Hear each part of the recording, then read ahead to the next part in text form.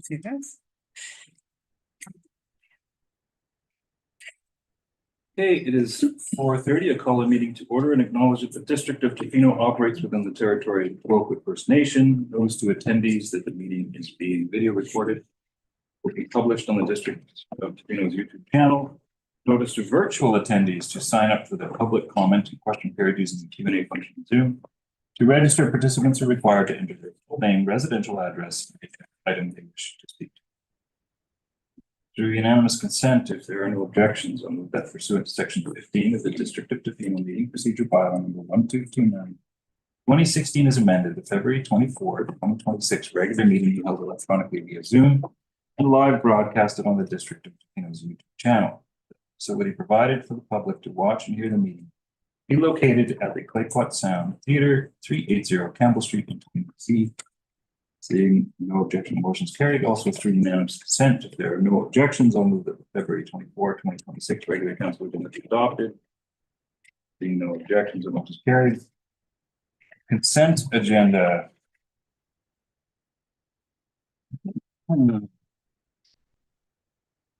If there are no objections, I'll move that items 4.1 to 4.2 of the consent agenda on the regular council meeting on February 24, 2026 be approved and received. Seeing no objection, that motion is carried. And no one's got mayor's report. Just one comment that I was privileged to be at Dr. Pam Frazie's 70th birthday the other day. And it occurred to me that she's been here for so many decades, how many people she has helped and children she's birthed, a true community hero. And so for my mayor's report, I'll dedicate it to Dr. Pam Frazee. Public comment on agenda items. Ms. Hefner. Thank you, Mayor Law. I will now make an open call for comments. For those in the gallery who wish to speak, please raise your hand. If there is anyone attending online via Zoom that would like to make a comment, you can do so now using the Q&A function. Before making a comment, you will need to state your name, your address, and the agenda item you are speaking to. I will now do a call. Calling once. Calling twice. Calling 3 times.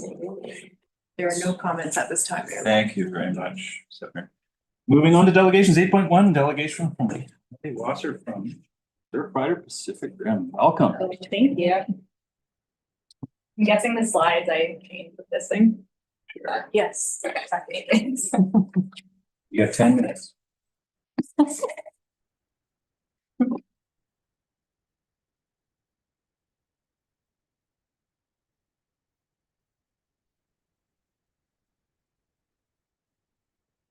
Get it on the slideshow screen and then we can go back.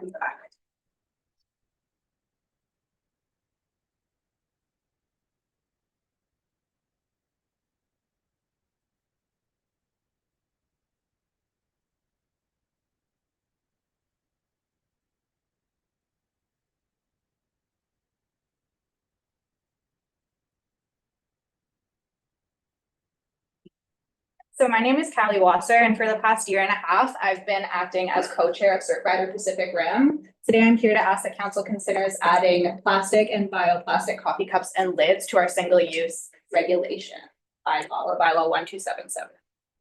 I know that we've operated here for a long time, so you guys are all probably well acquainted with us, but I just wanted to go over our mission one more time, which is the protection and enjoyment of the ocean, beaches, and waves for all people. We do this through a powerful activist network. Our focus areas in the region are fivefold. One of our main ones continuing to be plastic reduction. We also focus on clean water, ocean protection, beach access, so fair and full beach access for all, as well as coastal preservation. We do all of this while engaging youth, as well as businesses and government. I'm not gonna dreer on about plastics. I know that we're all well acquainted with the issues that they cause for our environment and for us, but I do just want to touch on bioplastics. So bioplastics are made fully or partly from renewable biomass, so things like sugarcane or corn, and often they're blended with fossil fuel plastics. While they often have wording like this, so compostable or biodegradable, they're actually made usually to be chemically identical to conventional plastics. So they're going to do the same thing sitting around in the environments where they end up. They'll also break into microplastics and leach the forever chemicals that are used to make these things. There's also no regulation currently as to what can be labeled as compostable or biodegradable, meaning that we have this sense that what we're using is a little bit better when actually their disposal is extremely complicated. So currently they require the conditions that can only be met by industrial composting facilities. It's not going to come as any surprise to any of you that Tofino doesn't have access to an industrial composting facility. And that brings me into single-use takeaway cups, which continue to be one of the largest forms of plastic packaging in Tofino. We've heard from residents that this is a part of packaging that they would like to see us continue doing work to eliminate from the region, and they contribute to Canada's abysmal 9% recycling rate. Just to show how big of a deal this item itself is, in 2023, a Banff audit found that during peak season in just the downtown core, they were finding over 1,000 single-use cups in garbage bins per day. Currently in our region, the ACRD is accepting paper and plastic cups in our curbside recycling. However, it's not a stretch to assume that the mixed materials as well as contamination often prevent their actual recycling. And then currently bioplastic products can only be landfilled in our region. Again, residents have voiced that they want us to continue working on these single-use plastics and to continue to share that they want this item particularly to be eliminated from the region. In response, in the spring of 2025, Surfrider Pacific Rim launched the Mug Movement campaign with the goal of eliminating single-use plastic and bioplastic coffee cups and lids from the districts of Tofino and Q&amp. We did this by consulting with businesses and making sure that they're aware of what the locally compostable alternative is. So our campaign stipulations are fivefold, with one being mandatory and the rest being additional things that businesses can take on in order to have a greater impact. So the first being the voluntary elimination of plastic and bioplastic takeaway coffee cups and lids. Then we also suggest that businesses supply reusable mugs that they can sell.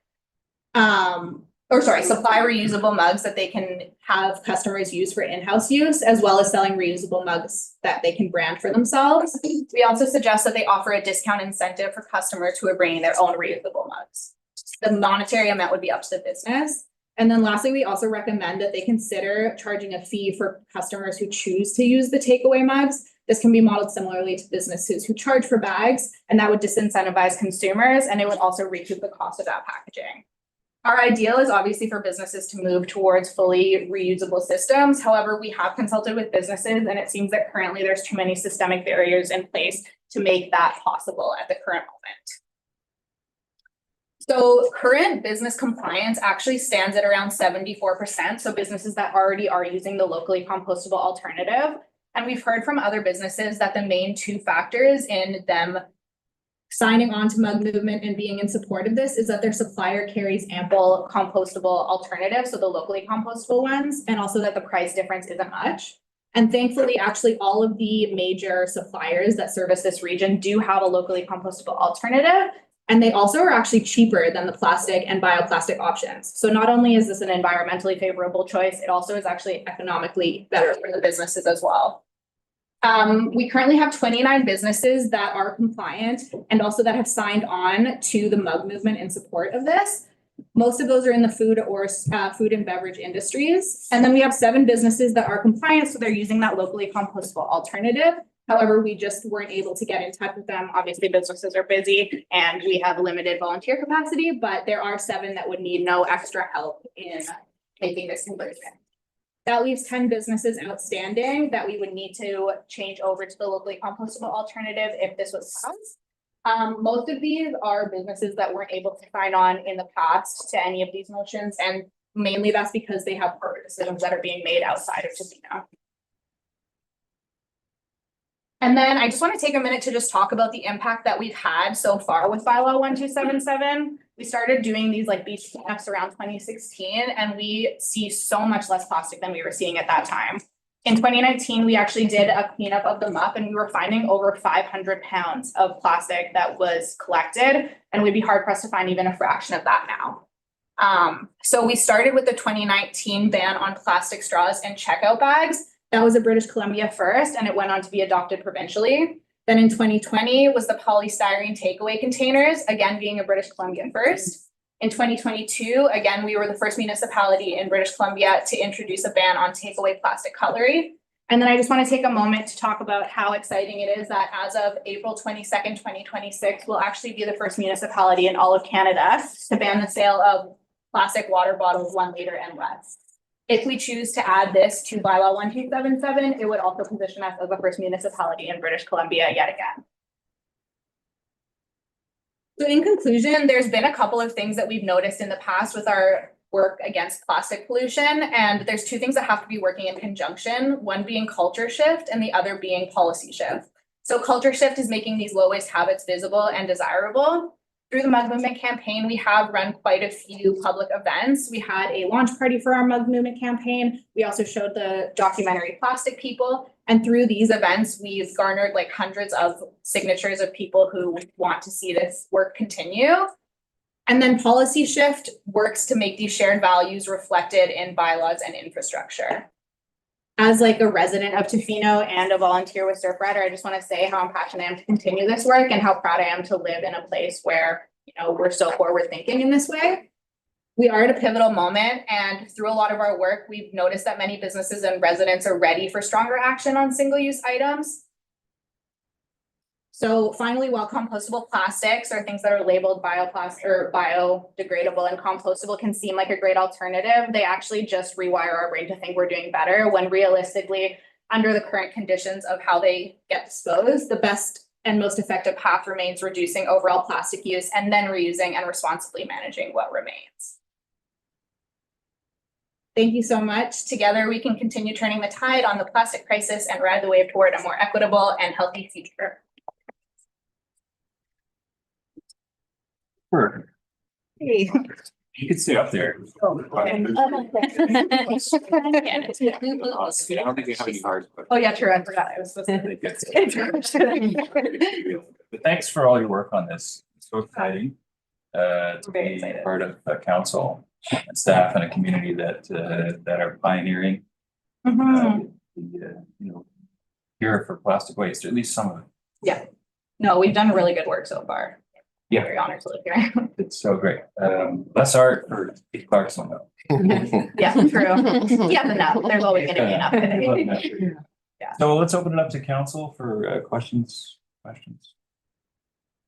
Councillor Steer. Yeah, I think there was, thank you once again. The nice thing about surf riders is that they always make our job on council way easier because you do all the legwork. And you come to us and all we have to do is generally raise our hands. So thank you once again for doing an incredible amount of groundwork. Just a couple questions, but one just quickly, I'm sure you're in the process. Are you in parallel with the District of Tofino in introducing this as well? Yeah, so we hope to have that follow pretty soon after this. Unfortunately, just with volunteer capacity, we're just a bit behind in consulting the businesses. And again, we don't want to jump the gun before we know that there's enough support in that on that end. But yeah, we hope very soon to speak with the district there. Maybe I'll look to see if there's any other questions before. Councilor Dance. No, Go ahead. Great. So thank you. It's not more in terms of the just a better understanding of working with the remaining businesses in terms of if the bylaw was to be presented. We'll have to look to staff to craft that, of course. But I'm just curious, the product supply that is available, that is compostable through the ACRD because of our organics. Is that the issue was the issue with those you briefly touched on the I'm not going to say non-compliant, but those businesses that weren't able to sign on. Was it an issue with product, or was it you briefly touched about corporate or? Yeah, so it seems like currently there already were most businesses in town that were compliant with the locally compostable. It seems like a lot of the suppliers were already pushing them towards that. I think what we've seen is that, yeah, there's a few businesses in town who in the past have also had the same issue, but their decisions on their purchasing, like their supplies, is being done outside of Tofino. And so until there's like a bylaw that's in place that forces them to make that change, they're unable to, just being like part of a corporate structure. And then some of the other ones that we've seen, I would say there's a lot of smaller businesses that just are a little worried about what would happen with their current stock because they don't sell enough coffee for them to like have to rebuy currently. So right now they're not compliant because they're going through their old stock, and we've made that clear to them that it's going to be a while and that they would have the chance to go through all of that older stock. I also forgot to mention, but we did also supply 5 businesses in Tofino with stock of the locally compostable alternative as well. So quite a few of those businesses have some stock as well. Yeah, of course. The comment, nobody uses paper cups at home. Mhm. They use real cups. Yeah. Real mugs. So Yeah. the cure for takeaway cups is bring your own cup. Yeah, absolutely. We have heard too that I think because we live in a place where there's so many visitors that like businesses aren't really willing to fully make that shift just because people are coming in. But I think that there's a lot of ways that we could have that conversation and include that in, like the Tourism Tofino has their list of things that people bring. And it's just something that once you get used to bringing it around, it's so much easier, but it's just retraining your brain to have it with you. Yeah. I proposed years ago, I was like the coolest cup of the day gets a free cup. Yeah, I like that. I don't run a coffee shop. Okay, so we can, I'm quite happy. This council. Do you support it? What? Yeah, I was just wondering, you're probably gonna just say it, I'll look to staff in terms of, would there be some direction for staff to look at an addition to a bylaw? I believe it's 1277. Would you need a direction through a resolution? I will ask that to the chair. Okay. Would you like me to word language? Yes. Almost done here.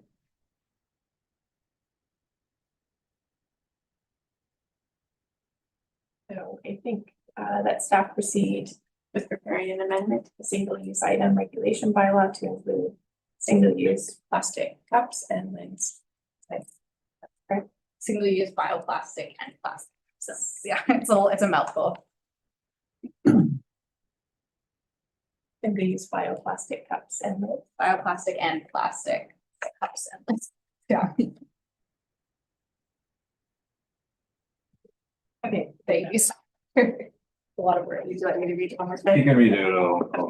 that staff proceed. Yeah, they actually have wordage within their delegation.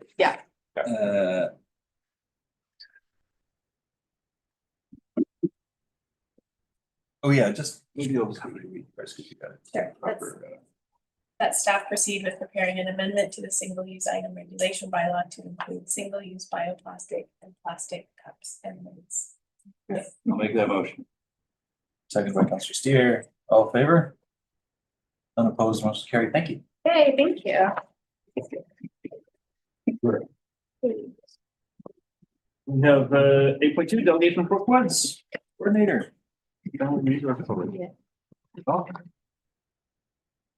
And Faye Massar is also joining me. That's the part. Oh, yes. Okay, so here we go.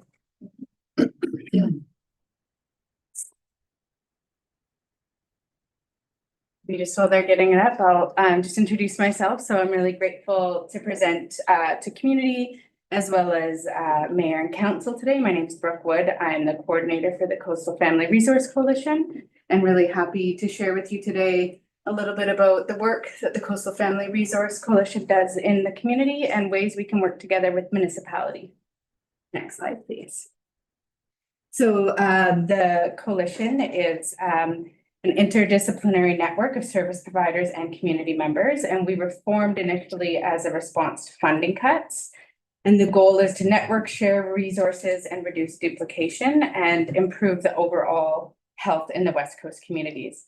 We've been operating since 2000, and basically it was a time similar to a time now when the government started making cuts, and we realized as local communities we were going to have to be resourceful and collaborate and come up with local initiatives together.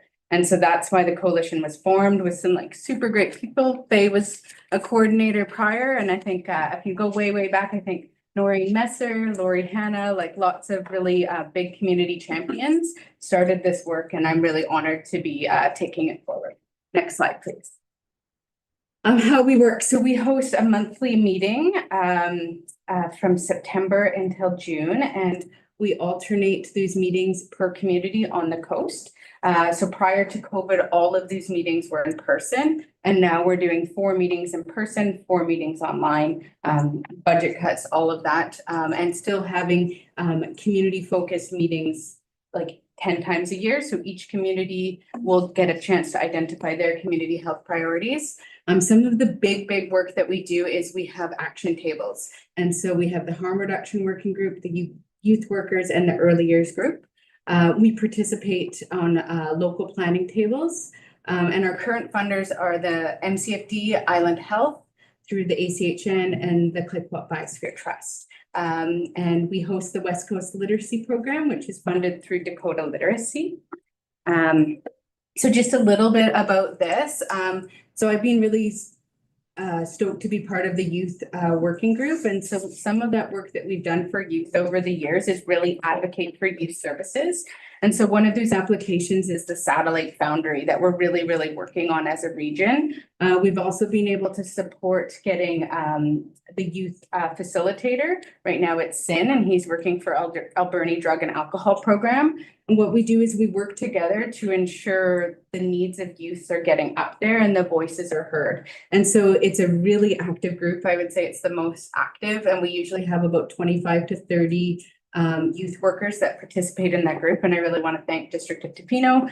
Ben is an active member, as well as Bobby, and they really attend and make a difference and hear about the ways that recreation and sports can help in youth harm reduction.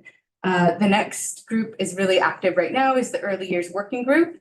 And this group supports all like the ECEs and all the workers with all the daycares from Hot Springs right out to Makoa.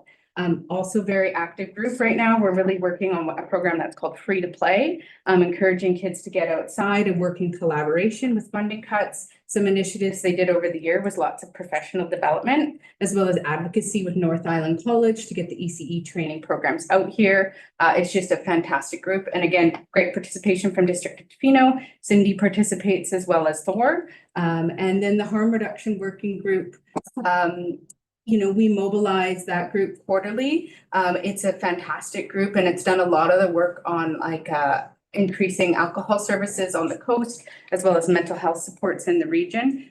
We're still really underserved. And so together with Faye, we're looking at creating what's called a community action table around that. And we're seeking funding from the ministry to further support harm reduction efforts on the coast. Next slide, please. So one of the projects that's a main core of the coalition is we do a coming together forum every 2 years, and that engaged conversations around health priorities to co-create solutions, promotions, initiatives, and service integration. And so this is a avenue for you as a municipality to use this to lobby to the ministry and like UBCM for more supports for our region. This report is recognized. We've had the minister attend these, Gord's aware of this. And like we said, we're doing this like on a grassroots shoestring level. So in the next slide, these were the priorities that were identified, not in any particular order. They are all important. So they are listed in 10, but Faye has taught me in data collection that no one health priority is more important than any others. So affordable and inclusive housing, not a surprise. I was happy to see the housing assessment on your agenda. Access to healthcare and primary care providers, mental health supports for all, transportation access and equity, food security, self-reliance, youth empowerment and retention, cultural safety and Indigenous sovereignty and healing, health equity and system navigation, community recreation and wellness, infrastructure, and education, literacy, and life skills. And so if you actually go to the report, there's much more details on that. And the report is located on the website, and both on the Tla-o-qui-aht Biosphere Trust and the Coalition website. And I just wanted to highlight those 10. And I always say at every coalition meeting, we do highlight additional priorities. And something I want to highlight to the group and the region is long-term care is coming up as the #1 regional priority that we need to action as a community and get together and collaborate on. Not on my list, but it's really important. I'm not going to take an opportunity not to share that. Next slide. That's right. So moving forward, what can we do? So what we can do is collaborate. I'd like to work closer with the District of Tofino and all municipalities on how we can advocate Island Health, the ministry, on how to get more health services in our region. It's going to be a time of cuts for the next 5 years, and we're going to need to use nonprofits more than ever. This is going to be for mental health, hospice, at-home care supports, better at-home programs. And if we don't work together as a region, it's not going to work. So we need to get on the same page and work together with partnerships for funding. The district, would love to have conversations around that and advocacy. Thank you, Councillor Steer, always advocates and always reaches out before he goes to any conferences and checks in. But I'd like all of you to do that and keep going and feel you're always invited to the meetings. They're always open to everyone. And just more community engagements that we could work together on to help with local decision making, promote collaboration and support social and equitable justice in the region. And so let's not recreate systems that already exist when we have an active system with good participation. Use us as a tool to help guide your municipal policies and moving forward. Next slide.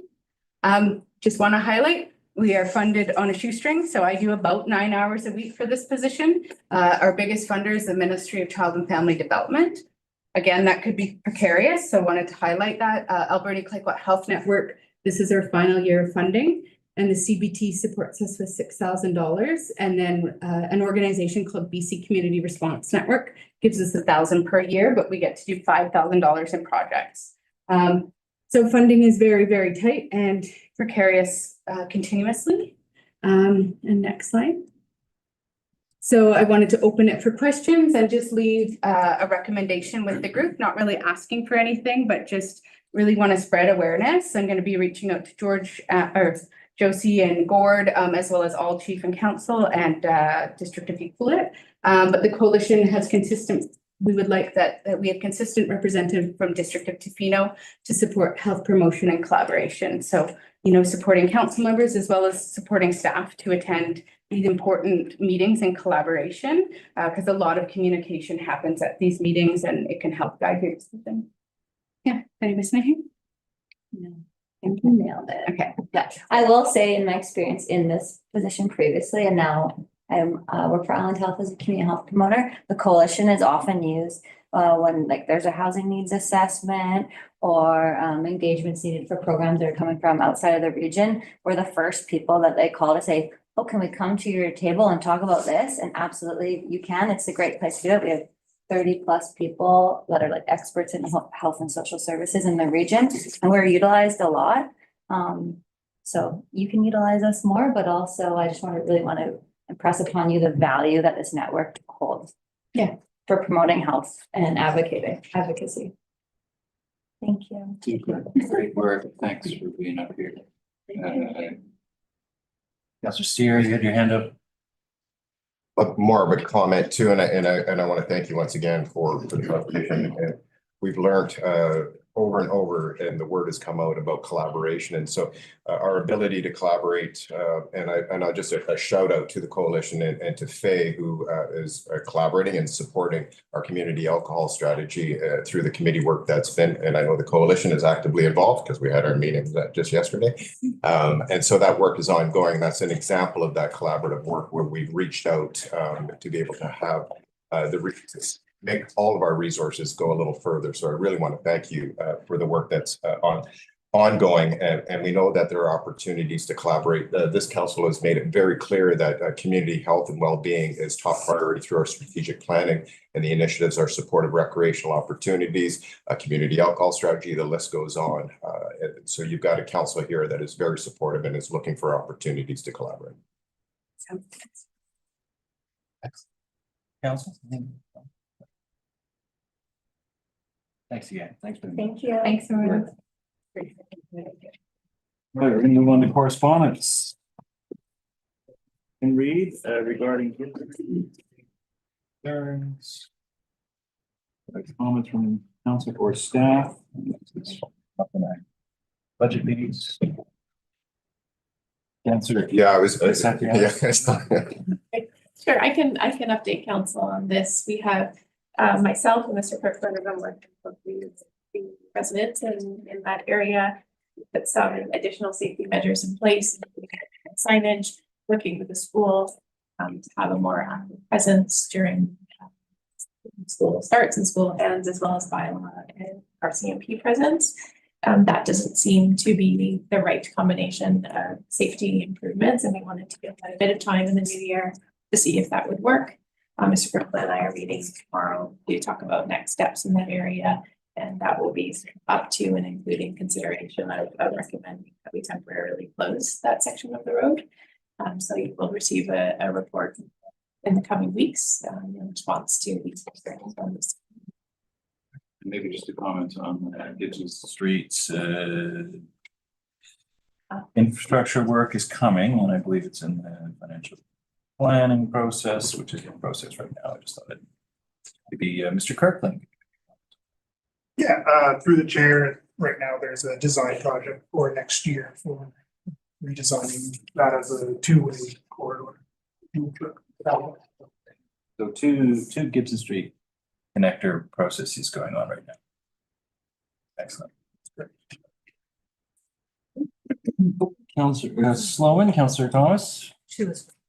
Councillor Thomas. I guess we're going to have a report coming forward, but I was going to say that I was supportive of exploring the option of closing it temporarily until we do the more comprehensive work that's going to be coming in 2027, just noting that that's quite far away for the people that are living with the experience, so it seems close in political time.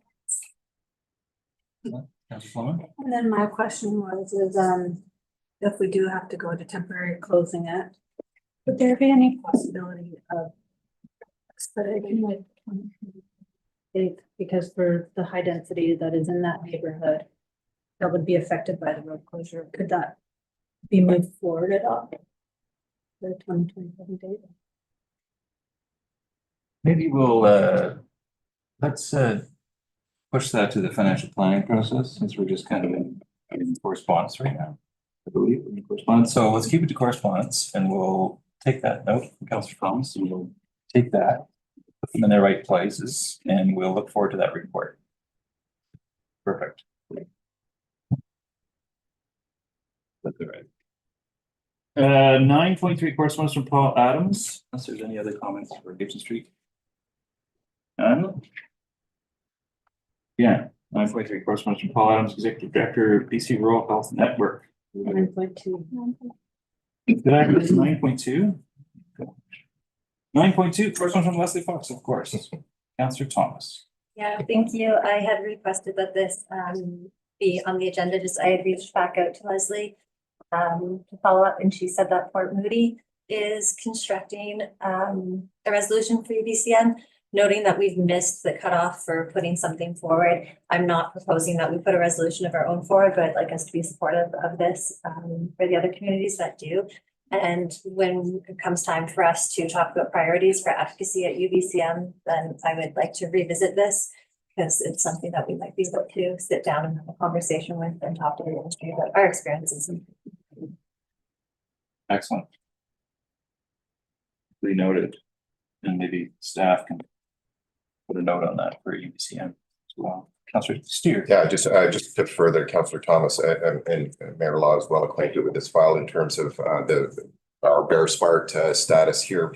But the provincial government, in terms of its administrative structure of this, has really left it completely off the table and has not been supportive of a program that we know is incredibly important, especially for rural communities. And Tofino is a great example of we have not euthanized a bear based on all the work we've been doing, and the very strong support of that Bear Smart program was one that we do. So very much build on what Councillor Thomas is requesting. Yeah, and our hope, of course, is that communities, whether or not the province comes on board, communities carry on and do the good work one way or another. Okay, any other comments? Very far. Carrying on, 9.3 correspondence from Paul Adams, Executive Director, BC Rural Health Network. Tom. Or sorry, I bet you were Tom. I'm looking at my notes here. Sorry, Yeah, Councillor Steer. Thank you, through the chair. Yeah, this is a request for a renewal of our membership there. I do sit on the BC Rural Health Network and sit on the implementation committee. I think we we receive the newsletter regularly. It is basically a strong support for rural health delivery on a number of fronts. You've probably heard Paul on if you listen to the radio much on CBC, he's consistently on there advocating for rural healthcare in our communities. A lot of that focus is in the north, where they have a much more difficult time accessing some of the resources. We're a little more fortunate on the island here, but they are an excellent organization as an advocacy group. We've been how many years have we been? I think we've been a couple of years for sure. And I would recommend that we continue our membership in BC Rural Health Network. Great. Do we need a resolution for this request at this time? I think so, yes. My computer keeps shutting off. Well, I can make yeah, maybe I'll look for the exact language we might want or request to continue support and membership of BC Rural Health Network. Sure, I think it will, if the direction is just to renew the membership, we won't use the word support. So I think that staff be authorized to renew the membership. For the BC Rural Network. So moved. Yeah, and just for clarity, it is what's the actual cost? $80. It's fairly nominal. Yeah, it's nominal. Oh, yeah. I Okay. don't have it handy here. All right, Tom, you want that motion? I'll make Councillor Sloman, seconds. Any comments from council? All in favor? None opposed, motion is carried. Correspondence from City of Kamloops regarding resolution for consideration. I think we get this time of year, we get a lot of resolutions coming in from different cities, and our past position has always been to fit, but I'll open it up to council. Comments? I guess my comment's not related to this, but I do think we do get a few of these requests, and I think communities wait until it's too late to ask us for support on these. And I often see ones such as this where there's 4 whereas clauses, so they don't meet the requirements for submitting to our own, and the absence of background sheets makes it very difficult for us to really consider some of them, but there's not really a position to be able to give them that feedback. Excellent points. Okay, presentations reports. Invited presentation from Daniel Sayon and Terry Fons.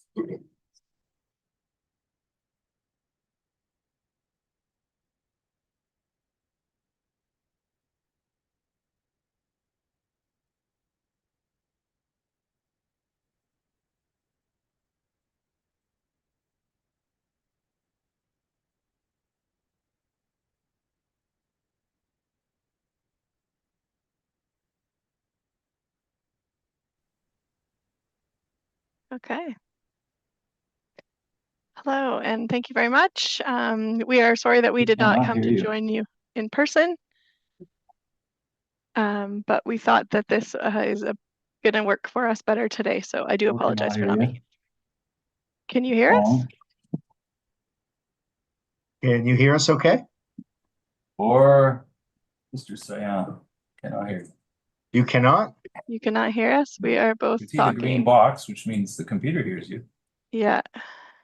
Oh no. Well, we're both at different locations. I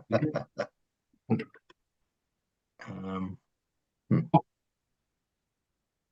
even see a chat, Daniel. Do you see a chat? Yeah. Can you hear us? Yeah, we can hear you. You got us now?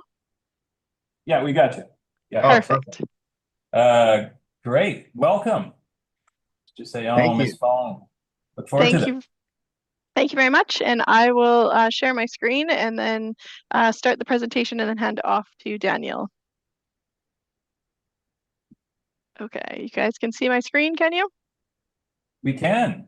Perfect. We will just put this in slideshow mode. Perfect. Okay, so thank you for the invitation, and we are here today to present the draft 2026 to 2030 financial plan. The financial plan is on our website already, and it is for a 5-year, just like you guys do. Unfortunately, ours has to be adopted by March 31st, which seems like a little bit of a rush every year at this point for us. In a regional district model, we are slightly different than a municipality. Ms. in Vaughn, the- sorry, I'm just Oh. wondering if you have the right slideshow. up there. Screen, are you seeing my 2 slides? Yeah, is it the two that you want us to see? One of them's really small and off the corner and one of them's big. Okay, hold tight. I'm not taking your time off, by the way, this is Oh, thank you. administrative. Yeah, Daniel's long-winded, so we can't do that. Hold on. Okay, give me 1 second here. Sorry, I've got everything. Okay, let's try sharing screen 2. Oh. Okay, and then I'm gonna show, you're gonna see the beaches of Greece for a second. You go. And then now, do you see? Perfect, I believe that's the one you want. Okay, so services are independent, unlike in a municipal format. So each of our services has a budget, and we talk about them separately at the board table, as we have 13 different regions that we provide services to. So our allocation of cost to these services also includes the allocation of salaries and benefits for staff time. So it is a complicated process of developing work plans to then figure out where we're going to spend our time in the services. In terms of how our steps of developing it, we do have an existing 2024 to 2027 strategic plan that we are always looking to implement. We have existing operating costs. We develop things in terms of proposed initiative cases or business cases to kind of break out the pieces for the board to consider in a smaller fashion. We have asset management plans for each of our service, and then we continue to try to mesh it all into one big work plan.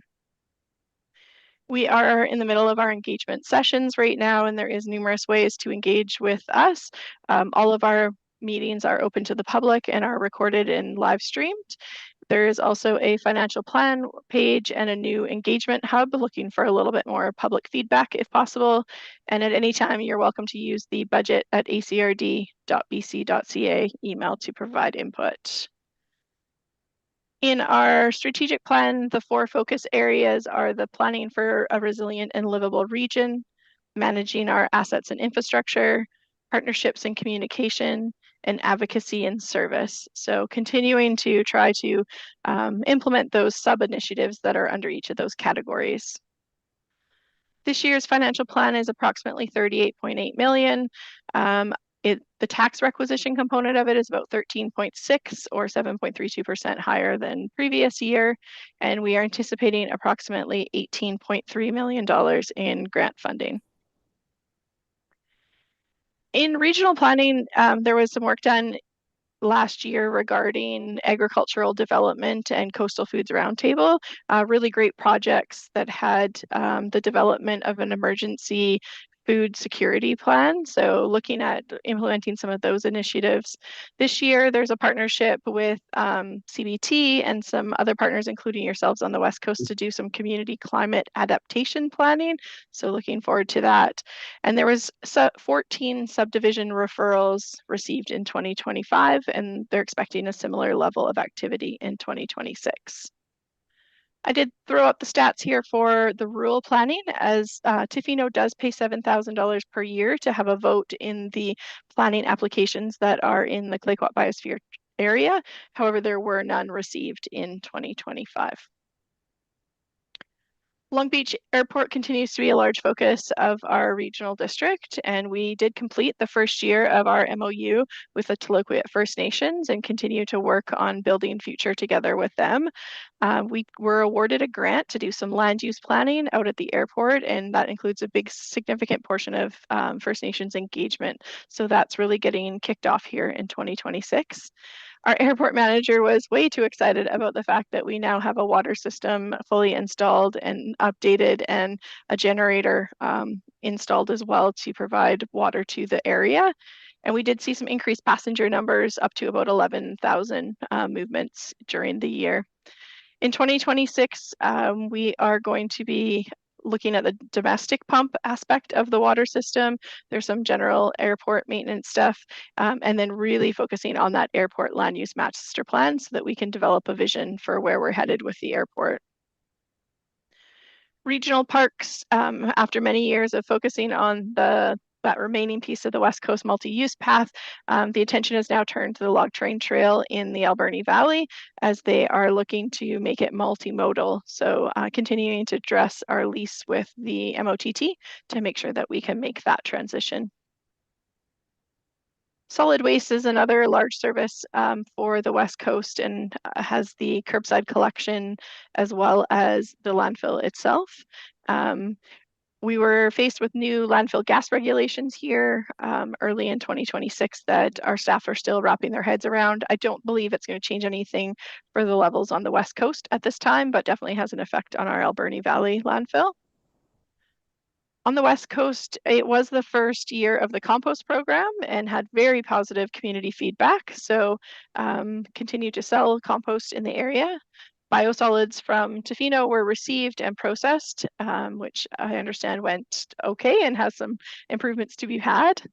In 2026, looking to complete a design operations and closure plan to really kind of look where we're headed before we make some investments in infrastructure that are needed. And continue to look at those bear interactions with the curbside bins, recognizing that's a problem in both Tofino and Q&amp. And 2025 was another big year, or was a big year for transit as we transitioned to the BC transit model in March. And so I think that's worked out most of its kinks now. There was a 1,300-hour expansion on January 1st that has been implemented. And the focus now is going to be on the bus shelter installation project. We did receive a federal grant to do the majority of those. And we're going to be doing it with a staff-to-staff working group, as some of those bus shelters and stops will be located within your community. So that is coming up here very shortly, is my understanding. And I will pass over to Daniel to continue. Thank you, Terry. We are part of Emergency 911 telephone service, and that is run through a corporation with the North Island 911 service. And the ACRD does represent everyone in the region on that corporate board. This year, we're looking at a 5% increase in their budget, and that is primarily focused on building capital reserves, building general contingency, as well as ensuring that we are keeping pace with staffing contracts. This move is also part of just being a little more resilient to the fact that we tend to be seeing less grants moving into the future, and that is something that we want to make sure the corporation is equipped to handle. We did complete in 2025 a lot of GIS updating requirements, and all of that is important because as we implement next generation 911 service, we need to make sure that all the GIS locations for driveways, length of driveways, etc., is all in place. That then enables the features on your phones, such as WhatsApp and Instagram and whatnot. Whatever mode you're choosing to use to dial 911 should be an effective mode to get through to the services you require. Next slide, please. Now we do emergency planning through partnerships. Obviously, our focus here on the West Coast is in our collaboration and training. We have been working on the Emergency Cultural Awareness and Safety Plan with Q&amp and Tla-o-qui-aht District of Tofino, Utlulasaf Government, Tla-o-qui-aht, the District of Utlulit, Tla-o-qui-aht, as well as the City of Port Alberni. So it's been quite an endeavor that has also been grant funded, but the collaboration is where we believe we'll really see the value in the long term. We've also completed a food security and emergency needs assessment in 2025, as well as the livestock emergency plan. These are things that were grant funded, but are also requirements under the new legislation. And so it was good for us to update our response plans to meet legislation. Our Emergency Operations Center also received grants, as noted there, $120,000. We did some key upgrades in terms of equipment and storage of that equipment, as well as some training. Next slide, please. Mount Underwood was our biggest EOC activation in 2025 and saw the collaboration of a number of key agencies from First Nations governments all the way through to key partners like Mosaic Forestry. This was quite a long operation. Obviously, the fire itself was only declared out in December, but we still have or had and have ongoing recovery initiatives going on, including the reopening of the road towards Bamfield.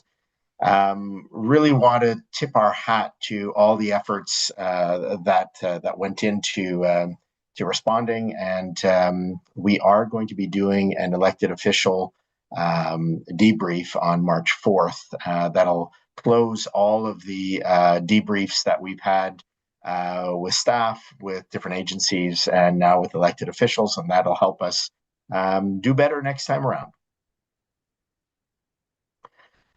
We also have general government services, and just as a reminder, under general government services, we do provide asset management, administrative services, human resources, IT, records management. The Alberni Tla-o-qui-aht Health Network also falls under general government. All of our bylaw policy development and revisions are under general government, as are the grant applications and grant management, building maintenance, and special projects. I'll touch on special projects on a different slide. The highlights for 2025 was the ongoing bylaw and policy updates, specifically the Respectful Spaces and Procedures bylaw. Procedures bylaw, which has been updated over the course of the year, is up for adoption actually tomorrow. Inclusive regional governance was a really important project that we advanced. There is no longer any grant funding for 2026, although there may still be some follow-up taking place under this year's activities. Equitable Employment Initiative is something that started in 2025 and will continue into 2026. And we did complete an exempt compensation review, which is actually part of our policies. We do that once per elected term, and obviously our collective agreements follow different patterns. In 2026, we do have the procedures bylaw update coming to us, records management assessment. Our agenda management software is something that we'll be updating. We're constantly working on updating and increasing our cybersecurity. We do have our collective agreement negotiations taking place, with that agreement coming to an end this June. And then we have a board remuneration review committee, which again is part of our practice where we do have a committee that reviews the remuneration of our elected officials, and that hopefully gets approved by the current elected officials, but implemented for the next group that comes in following the October election. Next slide, please. So some of the key highlights that we're aiming to achieve in 2026 is phase 2 of a new ACRD administration office. This would include a business case for what would occur on the land, as well as the identification of land where we could build an office. Phase 1 included a number of different options, and so including identification of a new property, which is why new land is part of phase 2. Primary care recruitment and retention is something I'm sure is of interest for Tofino, given the decisions that were made around the Tofino Hospital. And it does include focusing on recruitment and retention initiatives. It does include facilitation of dialogue at a sub-regional level. So we'll be looking at the West Coast as well as the Alberni Valley. And it does also include the development of a business case looking at a campus of care model. And that will be both for the Alberni Valley, and I think, depending on where conversations go, may also be for the Tofino area. With the Transportation Committee, we are in our next phase of looking for an alternative to Highway 4. As we know, highway closures have a significant impact on all of us across the region, with the bottleneck being that Highway 4 coming in through Port Alberni. If we can have an alternative highway, it would definitely be a good win for all of our economies. So we'll continue the work there. We are working with the Alberni Valley Drag Racing Association to find a new permanent home for them. We've made some inroads over the last few years, and we're hoping to bring something forward publicly in 2026. The Island Corridor Foundation feasibility and visioning, that's all about rail and trains. We've had to pivot a few times, as with the Wesley Ridge fire last summer. We lost the trestles coming into the Alberni Valley, and so there's a final report that'll be received by the board tomorrow, but there'll definitely be some additional work in 2026 as we work with Tla-o-qui-aht and Hupachesset on that visioning. There is a West Bamfield dock feasibility, and we're taking every opportunity to make sure everyone understands that this is a feasibility that's being paid for by Transport Canada. Transport Canada is looking to divest of that dock, and us doing the feasibility does not mean that we would necessarily take it on, but it will create the option to understand the conditions under which we would be willing. And if those conditions aren't met, then it's in our ability to say no.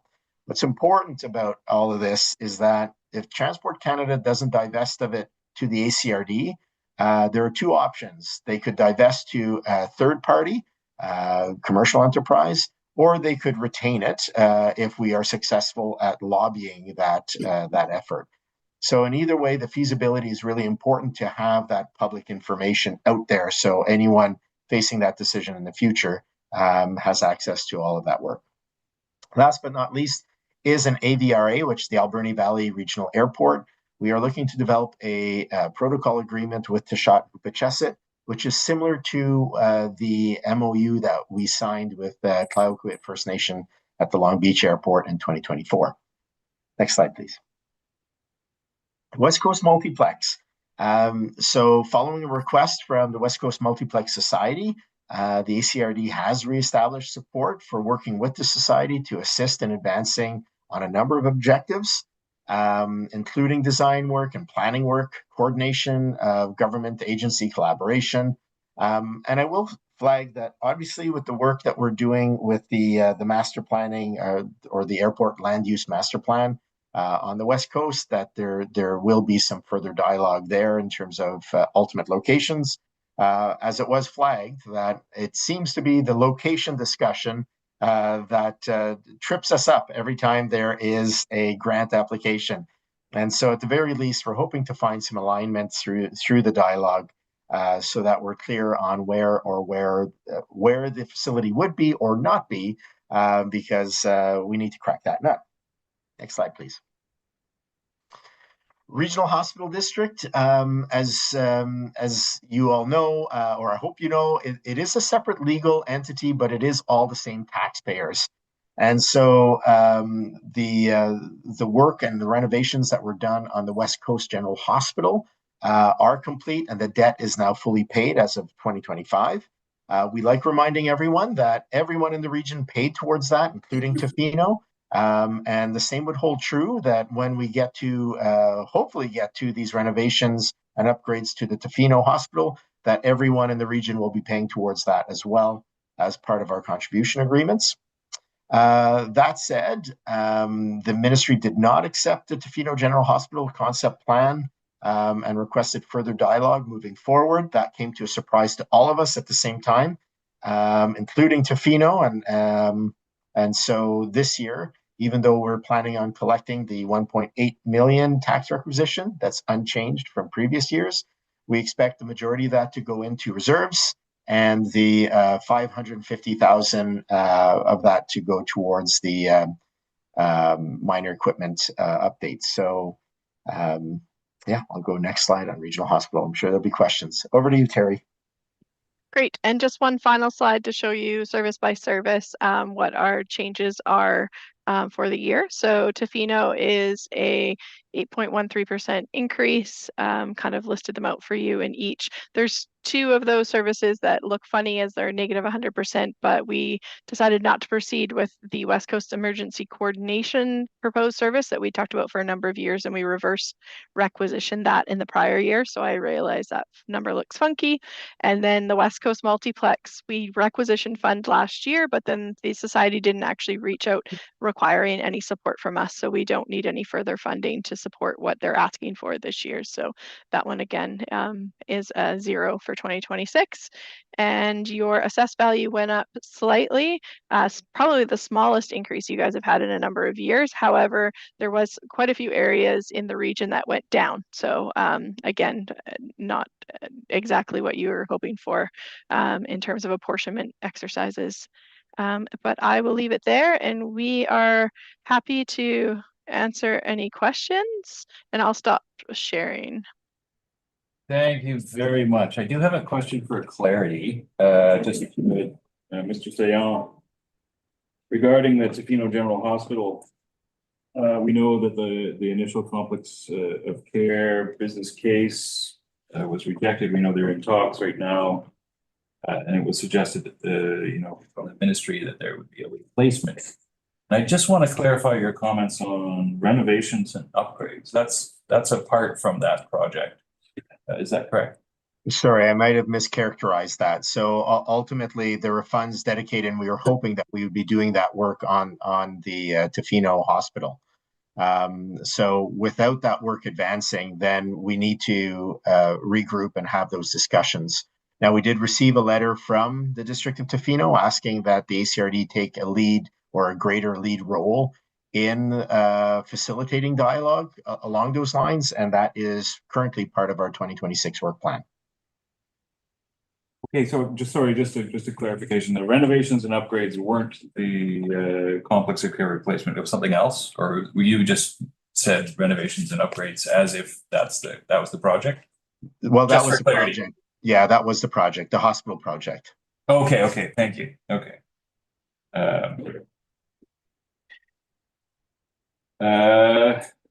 Questions, comments from council? Councillor Steer. Thank you through the chair. Thank you, Terry and Daniel.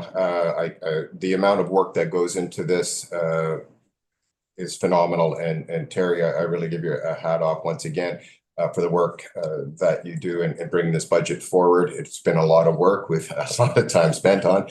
So I really wanted to thank you for that. And maybe just a little bit of clarification on the regional hospital board conversations that approximately 1.3, there was 1.8 that was on there. 550 of that is for those minor capital projects. And that may be, I don't know if that's what you're alluding to, Daniel, in terms of some of the projects that will take place at Tofino. There's always upgrades that are going on there. And I know there's some small capital projects that are going to be taking place within that facility. And then the other 1.3 million is going into that reserve, which eventually back into 2030, I believe I projected out, there's quite a few millions of dollars that will be in there. We know it's a very expensive project, but it shows the commitment that the region is making to that facility for the province to know that we are very much on board with that. So once again, I thank the board for continuing with that contribution to that reserve. So thank you for that, and well, I'll see you tomorrow. Yeah, thank you, Director Steer. Thank you. Great stuff. Any comments, questions from council?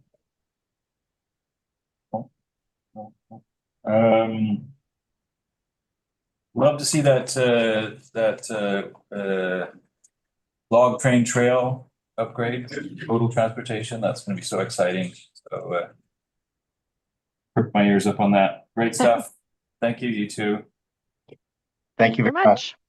Have a great night. You too. 10.2 Long Beach Airport Fire Service Agreement.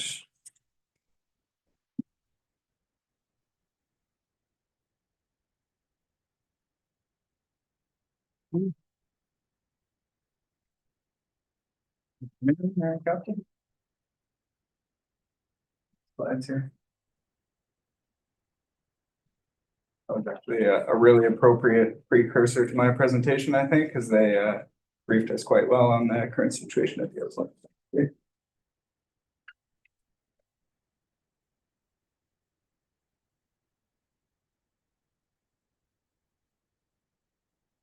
Yeah, I'm here to, discuss the Tofino Long Beach Airport Fire Service Agreement, which is up for renewal pretty quickly here. So our existing agreement with the ACRD was signed in March 24th, 2016. It was a 10-year agreement, so of course it expires in a month from today. This agreement essentially provides structural firefighting services to the airport land, so the airport itself and the golf course and surrounding area. And of course, we do also respond to aviation incidents and those kinds of things. And in the 10 years, I went through the records and I found, for context, that we responded to at least 6 incidents. Though record keeping sometimes wasn't perfect, so there may be incremental, like a little bit more than that, but that's about what it has been. And then the airport also, in that time and prior, of course, it has served as a natural, this isn't really in the agreement, but for awareness, it does serve as a natural meeting point for UCLUET and Tofino fire departments to meet and train, whether it's at the airport or otherwise just using that facility. And so and also just for reference, the District of UCLUET does have a similar agreement. It's a 10-year agreement. They signed it in 2018, so theirs is up in 2028. So today I'm looking to have the agreement renewed for a period of 2 years until 2028. And during this period, we'd like to explore a 3-way agreement between the ACRD, Tofino, and UCLUET. That some of the things we want to look at are updating the agreement to reflect the growth in land use at the airport, as we saw in the previous presentation. We'd look to expand or clarify the services provided in conjunction with UCLUET Fire Department, and exploring the feasibility of potentially charging fee for service or not. But yeah, a discussion to have with finance department perhaps. And then just reviewing our indemnity section of the agreement. And that's about it. Excellent. Excellent. You did a great job. Comments, questions from time? Do I have a volunteer to read out this recommendation? You can put it back up on the screen there. Sorry, if you don't mind bringing the recommendation back. It's in the agenda as well. It's in the agenda. No, I'll read it then. Thank you. I'll move that staff be authorized to execute a fire service agreement under the same terms and conditions as shown in Index 1 to the staff report titled Tofino Long Beach Airport Fire Service Agreement dated February 24th, 2026 for a 2-year term beginning March 24th, 2026, authorizing the Tofino Volunteer Fire Department to provide fire protection services to the Alberni Regional District at the Tofino Long Beach Airport. Second by Councillor Thomas. Any further comments? You know what, I'm going to take a moment to say again, talk to the communities and the people that are visiting here rely on your expertise and your dedication, your job. So thanks to you and thanks to all the firefighters. Yeah, I'll pass it on the coast. All in favor? None opposed, motion carried. Thank you. Maybe we can do a 5-minute, we'll do a 5-minute point privilege, come back. That will be 17.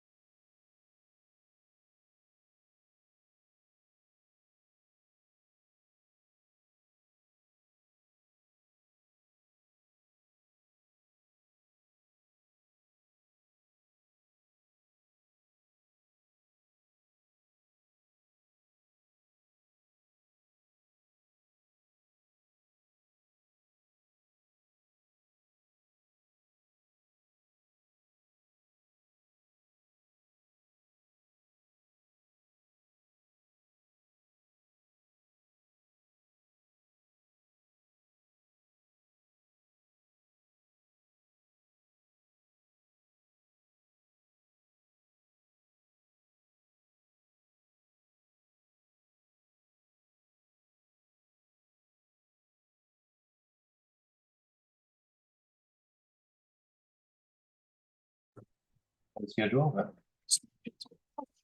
Go ahead. Mr. Kirkland. 10:43, so you got some. Shall I start? That's working. Okay, so good evening, Mayor and Council. I'll be presenting a few different presentations on a few different reports. The first one here is a presentation on the source water assessment draft plan. The purpose of this presentation is to identify 3 source water options to shortlist for further technical review and to begin public engagement.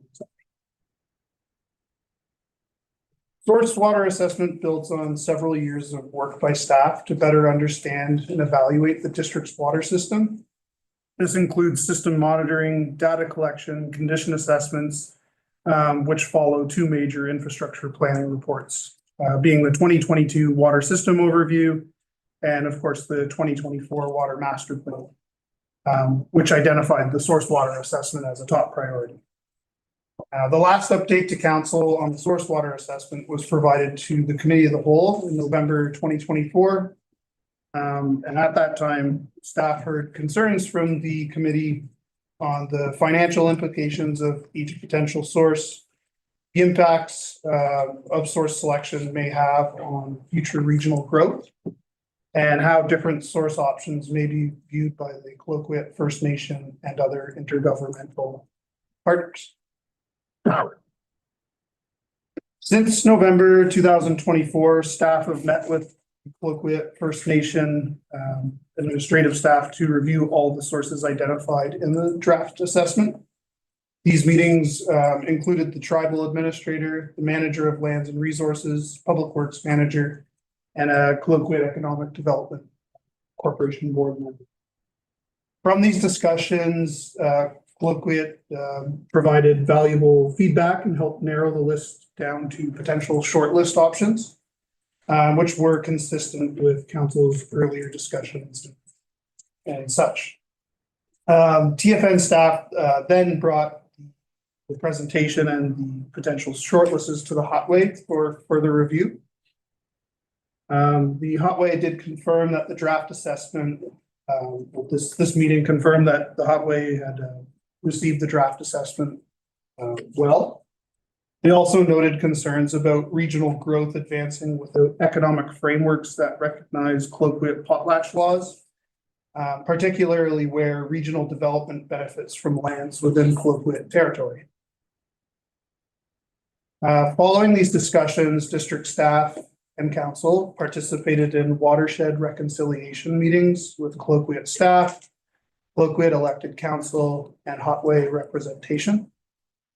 These meetings acknowledged past decisions, TFN's long-standing protection of the old growth forests on Mears Island and their surrounding territory, and supported the development of a friendship accord to guide the relationship between the district and Tla-o-qui-aht going forward.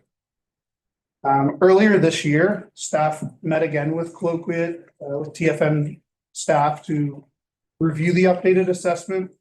There was a shared agreement that the district may advance the recommended preliminary shortlist for further technical investigation. Before speaking to the shortlist, I wanted to briefly revisit the challenges within the district's existing water system. The district continues to face significant operational and long-term planning pressures due to the volatility of our watershed. Although the report provides a broader overview of the challenges within the existing overview in this presentation, to save time as well, I wanted to just focus on one example of the Bay Street pump station where several key constraints do exist.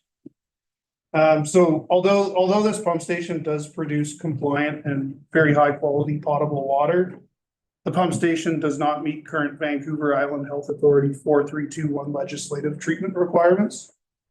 The structure housing critical pumping and chlorination infrastructure requires complete renewal replacement, which would include relocating the facility out of the flood inundation zone, redesigning or designing a new facility to meet modern post-disaster design criteria, as well as adding secondary process treatment. A full renewal of Bay Street, inclusive of future growth considerations, would obviously be expected to cost many millions of dollars.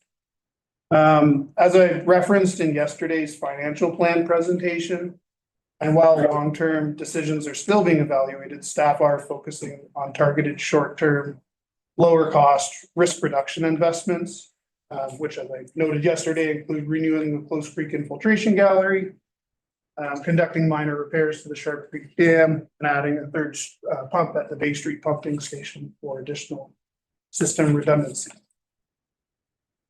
These actions are interim measures, which are necessary while the district determines the outcome of the source water assessment and the broader future of the overall water system.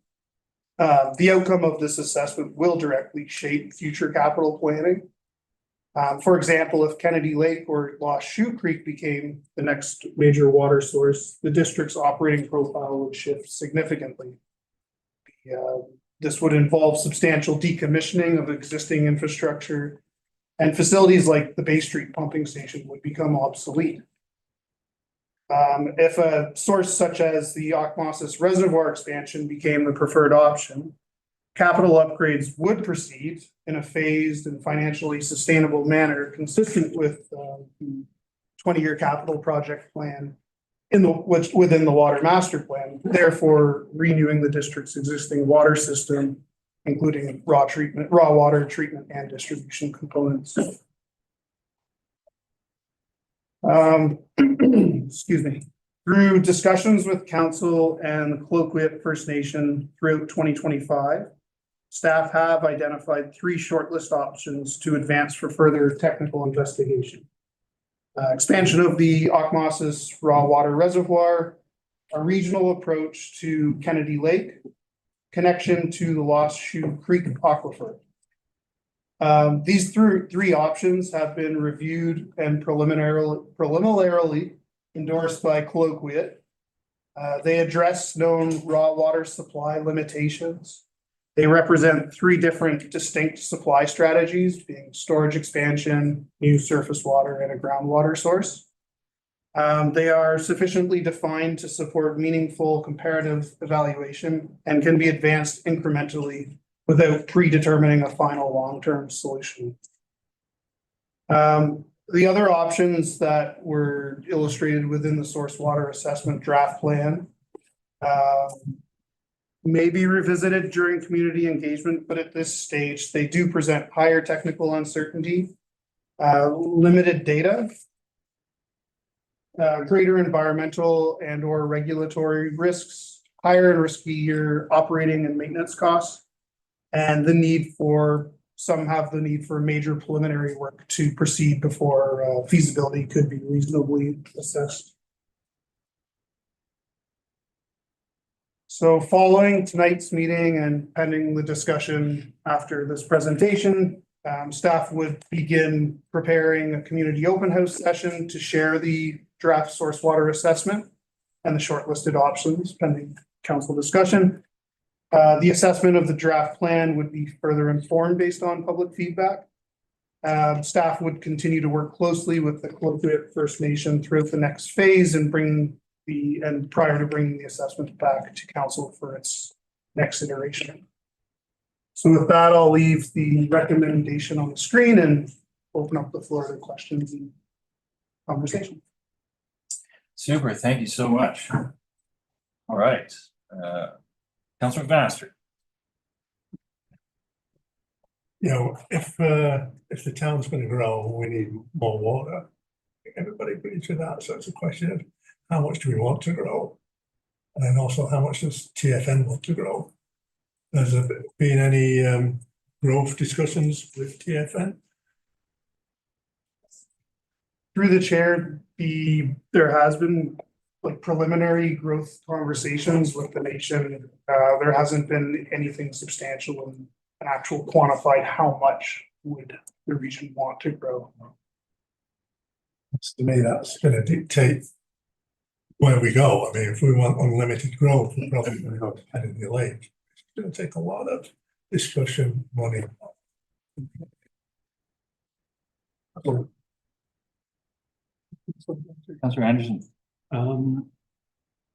I, the, without knowing the growth question, for now, is it possible that sort of different phases could be assessed, perhaps expanding a reservoir first?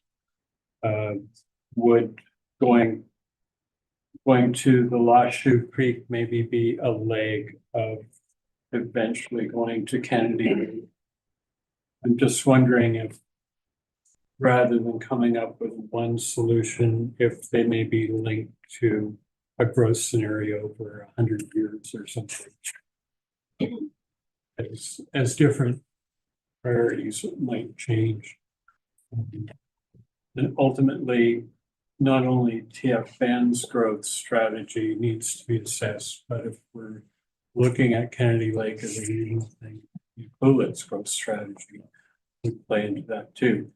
So anyways, getting back to my question, as we analyze this further, I'm thinking that maybe they all might be considered, but at different times as part of a phased approach. Will what will technical analysis come up with? A combination possibly, or just assessing the shortlist that I Through the chair. can't answer that right No, it's through the chair. It's a very good question, and I don't think I could answer that in very, very, very minute detail. I think that's a really good consideration that staff could take away and consider with the technical assessment as we shortlist the source, the three sources if as listed here, and then come back and present to council kind of what various scenarios could potentially look like. And through this process, kind of speaking back through the chair to Councillor McMaster's question or comment, kind of work with the planning department and our partners with Tla-o-qui-aht to slowly determine how much we do want to grow at this point. It helps. I'll just add one comment to that. Quite a while back, Kennedy Lake was being considered in a regional, beginnings of a regional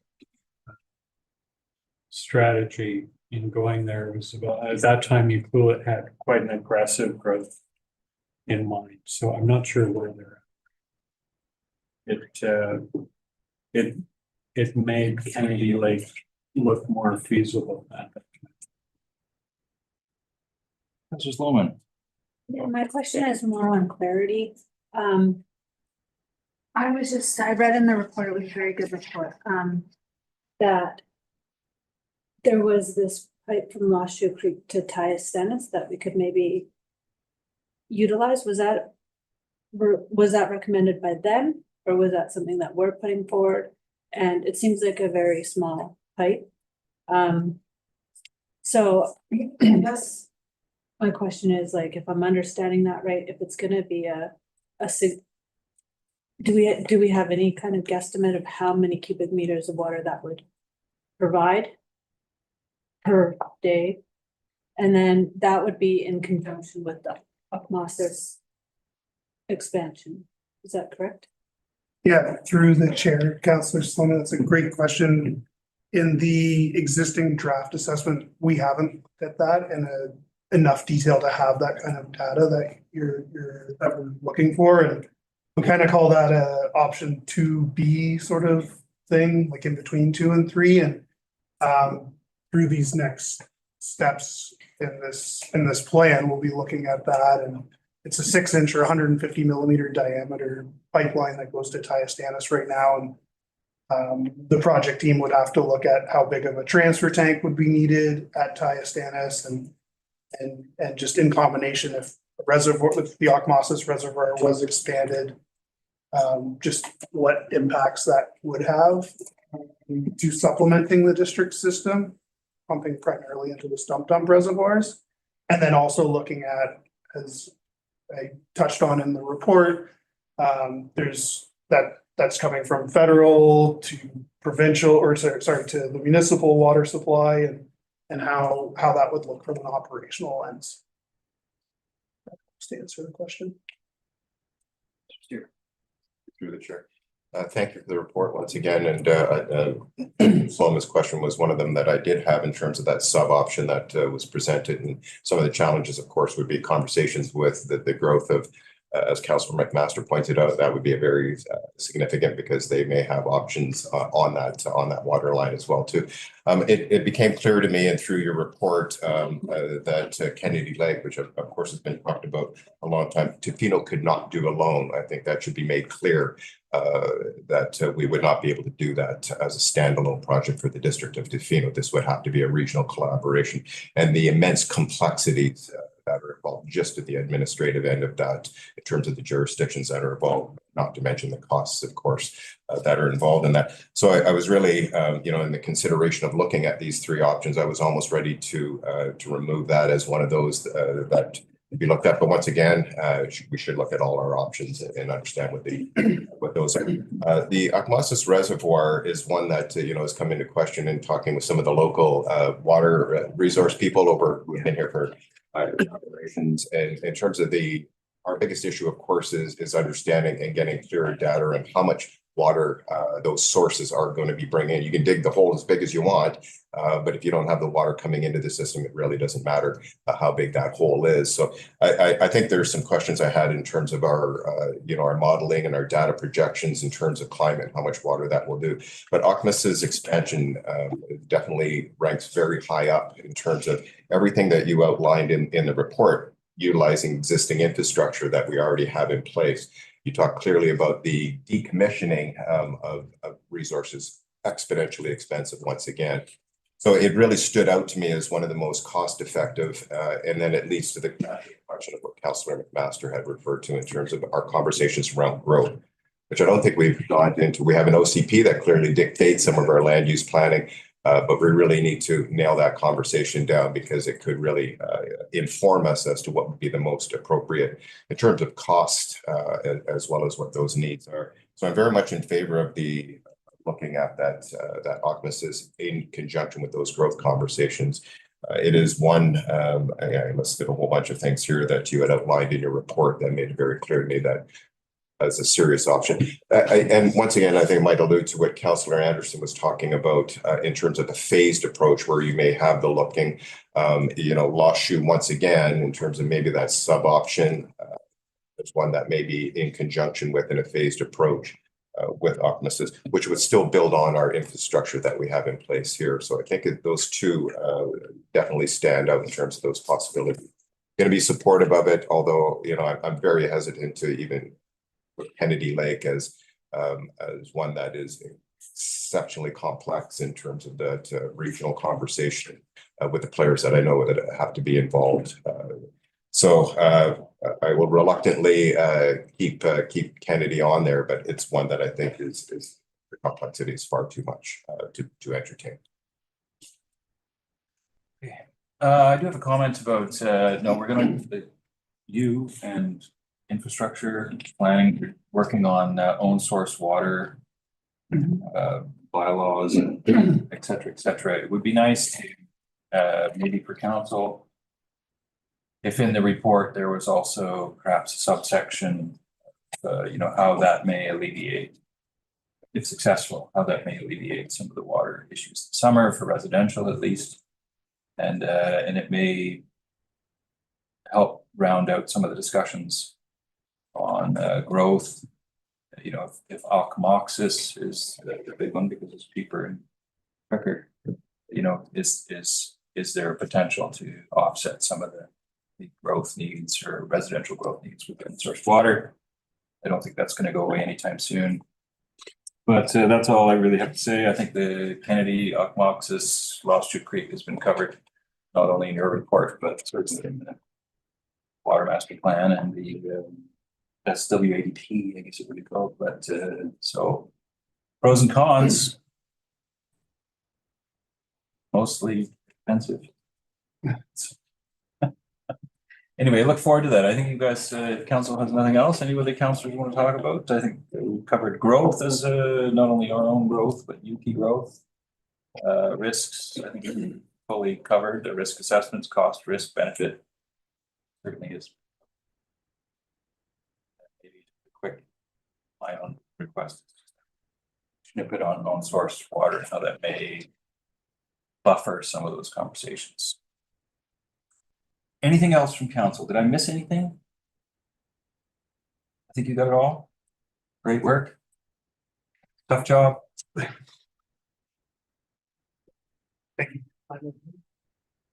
Thanks. Oh, we have a sitting up there. I can read it. Council endorse advancing the preliminary shortlist of source water options identified in the staff report titled Source Water Assessment dated February 24, 2026 for the purpose of further technical analysis, and that staff be authorised to continue engagement regarding source water options with the Tla-o-qui-aht First Nation. Councillor Thomas, any further comments? All in favor? Unopposed, motion carried. Thank you. Thank you. Still up there. Still up here. Limits to growth, policy repeal.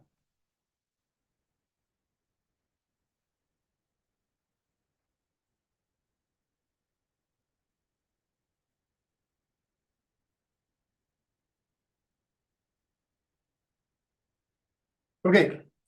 Second read. So the next presentation that I will present is a limits to growth repeal. It's a presentation on the board, presenting on behalf of Mr. Rogers. The purpose of this presentation is to outline the rationale for repeal and describe the framework staff will rely on should council choose to endorse the recommendation before you this evening. So there are two key components that inform staff's recommendation and preceded staff's recommendation to repeal the limits to growth policy, obviously the water master plan and the policy as it exists itself. So the development of the water master plan marked a pivotal step for the district's infrastructure team and across all divisions, as well as the planning team too. It provided for the first time clear and data-driven quantification of the constraints within the Mears Island watershed, particularly during periods when peak drought conditions align with peak system demands. Through this work, staff have also established ongoing operational programming to continually add new flow data to the system on an ongoing basis.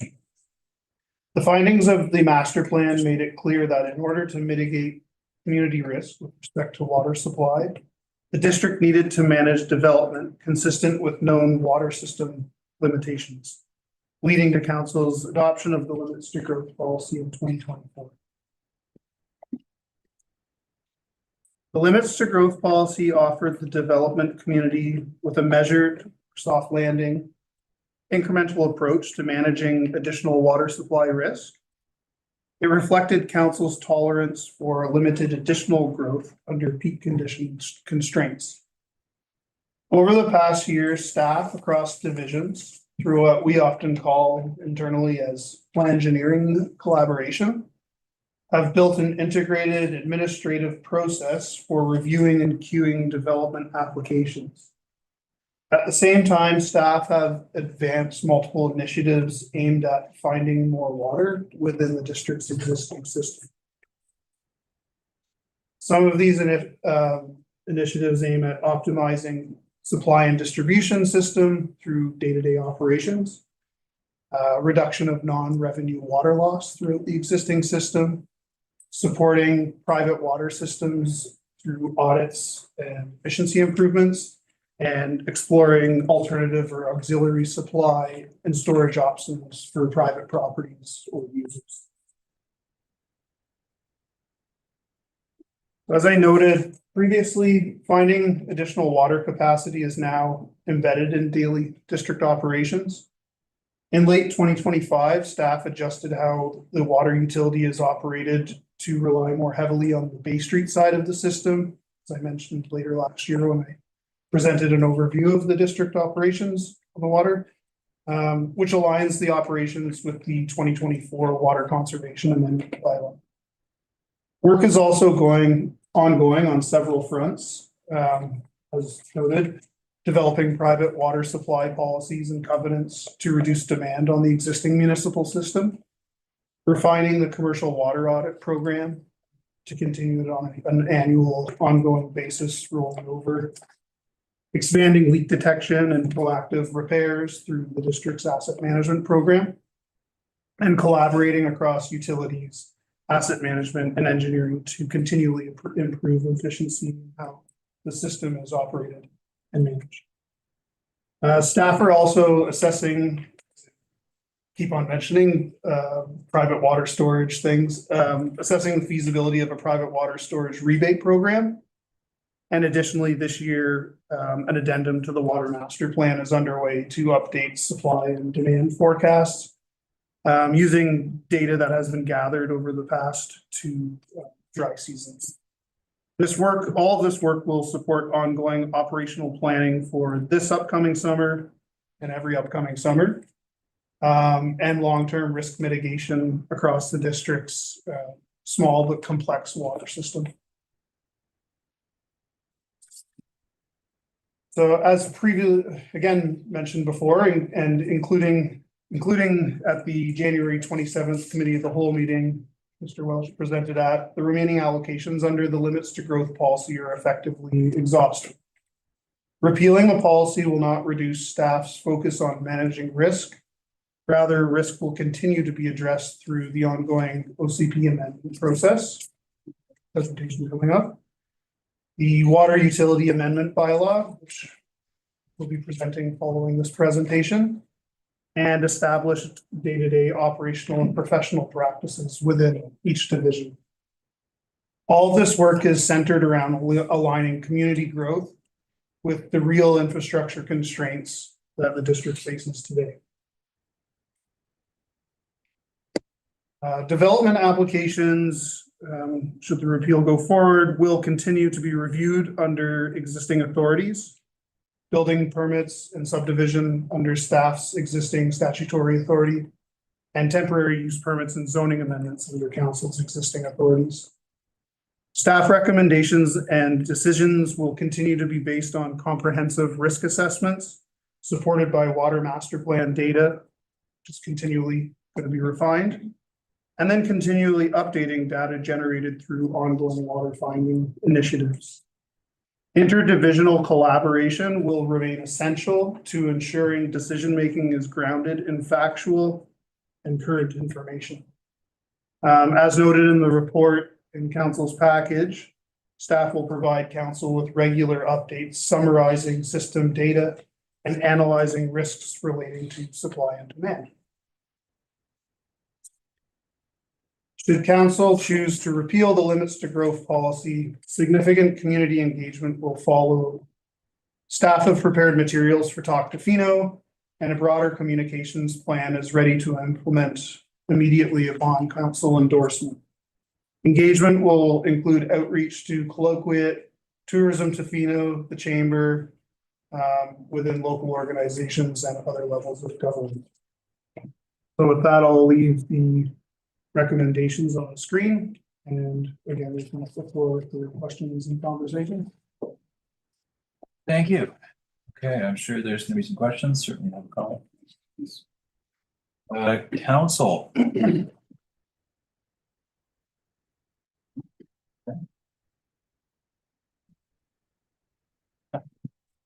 I just want to say that this has been, it seems like a difficult spot. It's the limits to growth policy has had a couple. It's grown. It's caused significant concern and sometimes confusion. And I just would like to reiterate how it looks from a governance perspective. In 2023, we were so close to a state of local emergency. We were, perhaps a day or two away, and through staff's abilities to manage water and find unique ways to get us to the hump we were able to get through without shutting down. That was a tremendous achievement. And then after that, the water master plan, which showed us that we were in a deficit, really did those two things together, requires some significant decision making. And the limits to growth policy came out of that. And I think that staff did a good job and council did a good job of trying to mitigate the risk, while at the same time not completely stopping growth. And then the amount of water that's been allocated to residential units, it's allowed people to grow, build at the same time, mitigating that risk. And I think, just to me, in my head, trying to reconcile where we are now is again to realize what has happened since then. We have better data, better monitoring. We understand, better how many people are here, what they're using, the efficiencies. We've got leak detection. Our asset management and replacement of assets is on hyperdrive for water, and all of those things together have allowed us to come here where we are now and consider repealing it. So I do know that Mr. Rogers said, it's done its job, which is really hard to think about in the moment, but upon reflection, I think that it has served a purpose, and I'm happy to see it go forward, knowing that the water system is in good hands and will be getting more and more efficient, and that we're also moving forward fairly aggressively to find new water and own source water. So that was my wrapping it around in my head to come to terms with all of the steps that got us here. Councillors. Mr. Steer. Well, I think you summarized it very well, and I think you speak broadly for council on that. And if there's no other comments, I'm going to read the rest. Let's just make sure council has a good chance. It's been a big deal, and council can have a about it and forward. Councillor Anderson. Yeah, I think you summarized it pretty well, but I'll add to that a little bit, I guess, maybe repeat some of it. It was a strong measure that was needed at the time, and there will be many steps going forward with more strong action, I think, from the district to ensure that we have mitigated the risk of running out of water that could mean for a community, and continue to do a lot of uphill work in finding and securing a good water supply for Tofino. So there's lots of small and large steps to be done ahead of us, and I'm not happy to repeal this because it was such hard work to implement and to design, and I don't think it was perfect, but we will have many smaller and strong pieces going into place in the future. So that's my comment. Councillor Thomas. I think the two of you covered everything pretty well. Along with Councillor Anderson, it does feel kind of heavy to repeal something that so much time and effort went into. Definitely lots of conversation, lots of staff effort, lots of council consideration. I do appreciate the value of it in that it is informing lots of changes. Like even on this agenda, we can see elements of this are informing different bylaws and the OCP. And I think that it's served very well in being broad. So we were able to come up with the limits to growth policy in the meantime, instead of having to pick away at a bunch of things all at once. So this allowed us the time and staff the time to take the parts that worked and bring them into other spaces and guess we can appreciate it for the value of that and then kind of close that chapter. I do have one request. I'm a data geek, you guys know that, but you know, and I know that the way the water master plan works with years of data, you know, we know that there's been tremendous growth and efficiencies. It's a lot of moving parts. They did a pretty good job, but going forward, knowing that we are in a deficit, the risks that council and staff and the community are taking is to have, you know, to really nail down, you know, more on recent use. And I know you're going to do this, but you know, we've had a drought year where we know what we can do as a community, but we've got a better system now, but we have more people.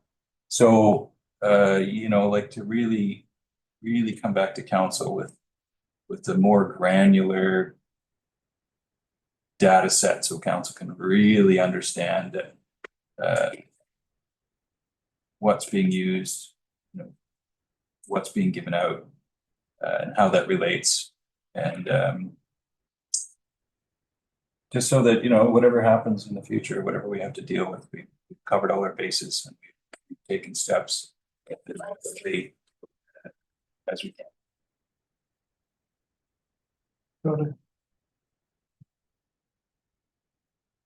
Okay. Any other further comments from council? And then the one question is, you know, I mean, communication to the community and how this is going to roll out is going to be so essential, and we touched on that. So just take that into consideration as well as how community members who haven't had the chance to listen to you or listen to us will be able to have a very, very good idea of how we got to this place and how we're going to go optimal. Thank you. There's no other comments from council, nothing? Okay, then I believe we have a recommendation. That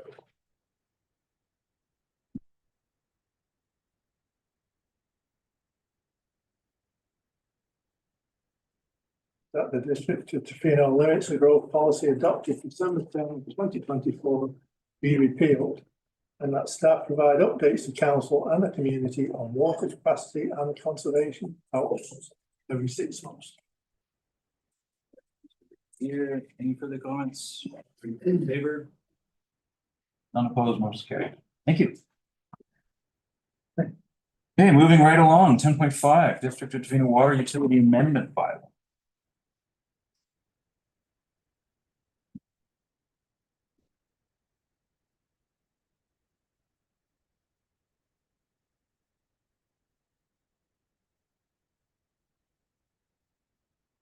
Okay. Final presentation for me. So this next presentation is a first, second, third proposed reading of the water utility bylaw, so water utility amendment bylaw. Starting off, the 2024 water master plan identified the water supply capacity deficit when considering low flow conditions during drought periods and comparing those constraints with projected maximum day demand. As a result, council adopted a limits to growth policy late in 2024 to provide, again, a soft landing for development activity under those constrained conditions. So now that council has repealed the limits to growth policy this evening, staff have worked with legal counsel to refine key components of the water utility bylaw. These refinements, these refinements ensure clear definition of the manager's authority to mitigate supply risk to the district's water system when reviewing subdivision or building permit applications that require new connections or increased water demand to the system.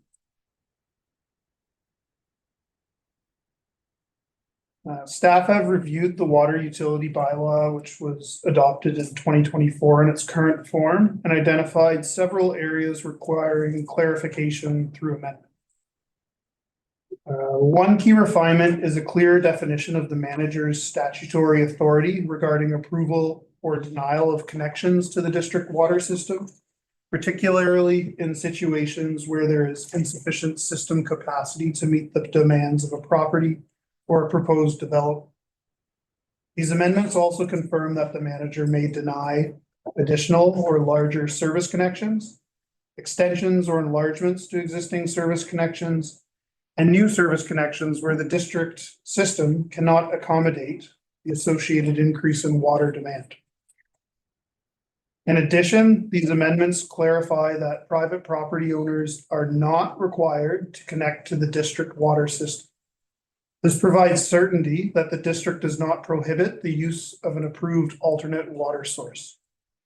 This clarification aligns staff's ongoing work on a private water supply policy, which will be brought to council for consideration in the coming months. There are several other minor complementary amendments that are also included to support these key updates. Staff will support communications for this amendment bylaw as part of what I previously talked about, the upcoming limits to growth repeal communication plan on Tla-o-qui-aht. With that, I will leave the recommendation on the screen. Great, okay, I'm gonna open it up to council for questions. Yeah, and we'll make comments on what the questions are. Questions first, any questions? Okay, I just have a question, it's probably there, but just a question for people who were applicants who are in a queue waiting for water. How does that work for them? Through the chair, Mayor Law, staff will continue to review applications as they become ready as per normal operations. And it's by date, I guess, application dates. Here. Nothing? Okay, Councillor Stewart, go ahead. Yeah, thank you, Chair. I really want to thank you for bringing this forward because I think it's an incredibly important piece of the puzzle that needs to be clarified, and it was helpful for me to clarify the authority of our water manager and their responsibilities within that, and also what private property owners in terms of own source and the district's recognition of that. And so I think this is a critically important piece. And just to add on to the communication, I think this is also just as, I know it's going to be embedded in the LTG conversation and public engagement, but to really flag this, of the importance of this particular bylaw embedded in well, if we say yes, this will be an important consideration for the public to fully understand the implications of this particular water bylaw. Thank you, Councillor Stewart. Comments, questions, council? None. Would somebody like to read the recommendation? I'll move that the District of Tofino Water Utility Amendment Bylaw number 1346-01 2026 be introduced and read a first, second, and third time. By Councillor Thomas, any quick comments? All in favor? None opposed, carried. Oh, yeah, I get you off the hot seat. All right, Mr. Wells.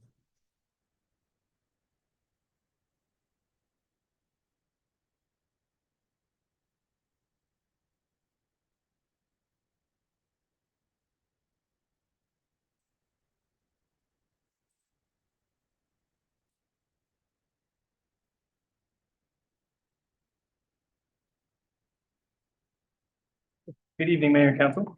Tonight I'm going to present to you for second reading of the District of Tofino Community Plan Amendment Bylaw number 129002 2025. So this quote, which you saw at first reading, summarizes the contents of the original 24-page report. That's contained in Appendix 2 of the package. Tonight's meeting agenda, the report for tonight's meeting agenda was far shorter. There's only one minor amendment made at first reading. So what I'm going to do is run through what was heard, summarize what was heard last time around due to the amount of content, and then revisit the singular amendment that was made. So this work first received permission to proceed at the September 9th, 2025 council meeting. Then it received first reading on December 9th. And that report, as I mentioned, can be reviewed in Appendix 2. So what triggered this amendment? Well, provincial legislation, just as a reminder, we were to assess the current projected housing unit requirements for the next 5 and 20 years, utilizing our housing needs report data. We were to provide a statement about the need for housing and proximity to transportation. And we were to describe actions taken since receiving the most recent housing needs report to reduce housing needs. However, the report contained a bit more, as we can recall. But I want to go back and summarize the 3 questions that I posed first time around. Some slight nuance shifts in the answers here, but they're all mostly the same. So the first question really was, does the District of Tofino zoning accommodate the interim housing needs assessment? The answer is yes.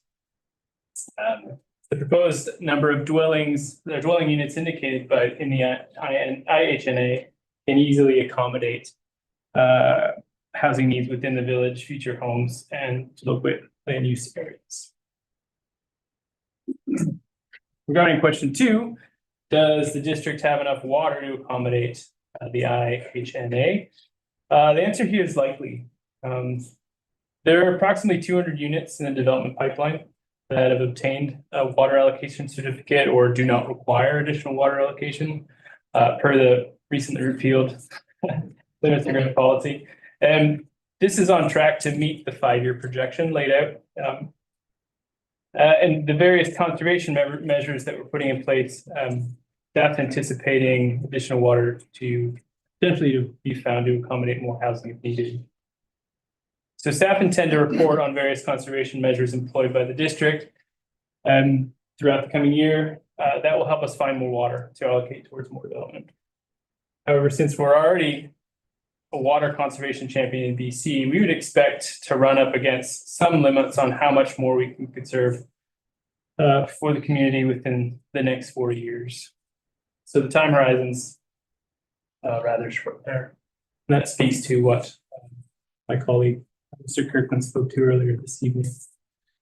So for the third question addressed by this amendment, one could ask, does the district have enough zoning in place for Tla-o-qui-aht First Nation development within the water that was allocated through the limits to growth policy? So the answer here is potentially. This amendment starts the process by establishing a land use designation and provides clarity within the OCP. Amending the zoning bylaw would come next. This is an important opportunity to acknowledge that Tla-o-qui-aht First Nation are the rights holders and title owners within the hahuthi of their hutway. Municipal water allocations don't necessarily define or determine those rights. However, the district's approach to water servicing reflects its commitment to uphold the nation's role as rights holders, support their self-determination, and act consistently within the principles of reconciliation. So the next draft of this amending bylaw will reflect this, as well as the other comments received from Tla-o-qui-aht First Nation throughout the referral process. That process was still active after the report was published for this evening. So lastly, there was one edit made to the amending bylaw requested at first reading, and that was to adjust some content to more accurately reflect what was directly in an economic impact tourism Tofino report regarding average visitor population ranges. So that amendment has been made, and I should mention that all other amendments given first reading have remained unchanged. And so at this point in time, for the purposes of this OCP amendment, we've referred to Tla-o-qui-aht First Nation, School District 70, and the ACRD. And we've received comments from them all.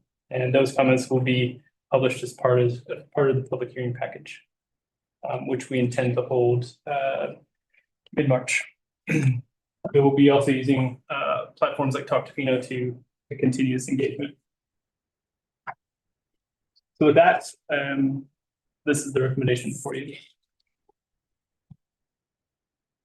Okay, comments, questions from council? Councilor Paul, you had comments from before, and No, I'm. you are Swaj. I am, thank you. Great. And great. Okay. And I just have one comment, and it's a data comment again. It's for those people we use daily population about 16,500. It's slightly different than the one in there, and there's the discrepancy is probably that shadow population. It's very difficult to determine, but in general conversation, working with the industry and other, we do that. So, wondering, that's probably the next one. That's all I have to say. Comments, questions? Who would like to read the motion? Go ahead. That District of Tofino official community plan amendment bylaw number 12902 2025 be read as submitted. Second by Councilor Master. Any comments? All in favor? None opposed, motion carried. Okay. Contract award. Multi-use path.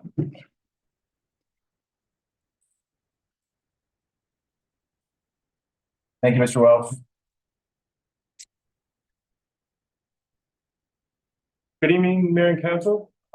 Today I'll be awarding a tender for the multi-use path rehabilitation that runs from 830 Campbell Street to 960 Campbell Street.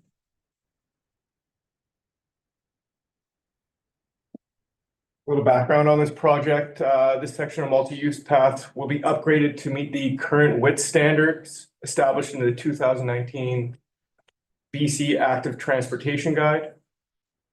This section of multi-use path was selected based on condition assessments conducted by district's park staff. Throughout this area, numerous surface depressions and significant root intrusion has been identified, contributing to the overall deterioration of the path. As you can see, the path is, this section is just north of Industrial Way, where 960 will be, and then just north of Trader Way, where 830 is. This section of multi-use path includes approximately 450 meters of pathway upgrades. Root guards will be installed along the eastern side of the path where required to prevent further root intrusion, thus extending the lifespan of the pathway. There will be line painting along this section of the pathway as it is significantly faded and will be refreshed as part of the project.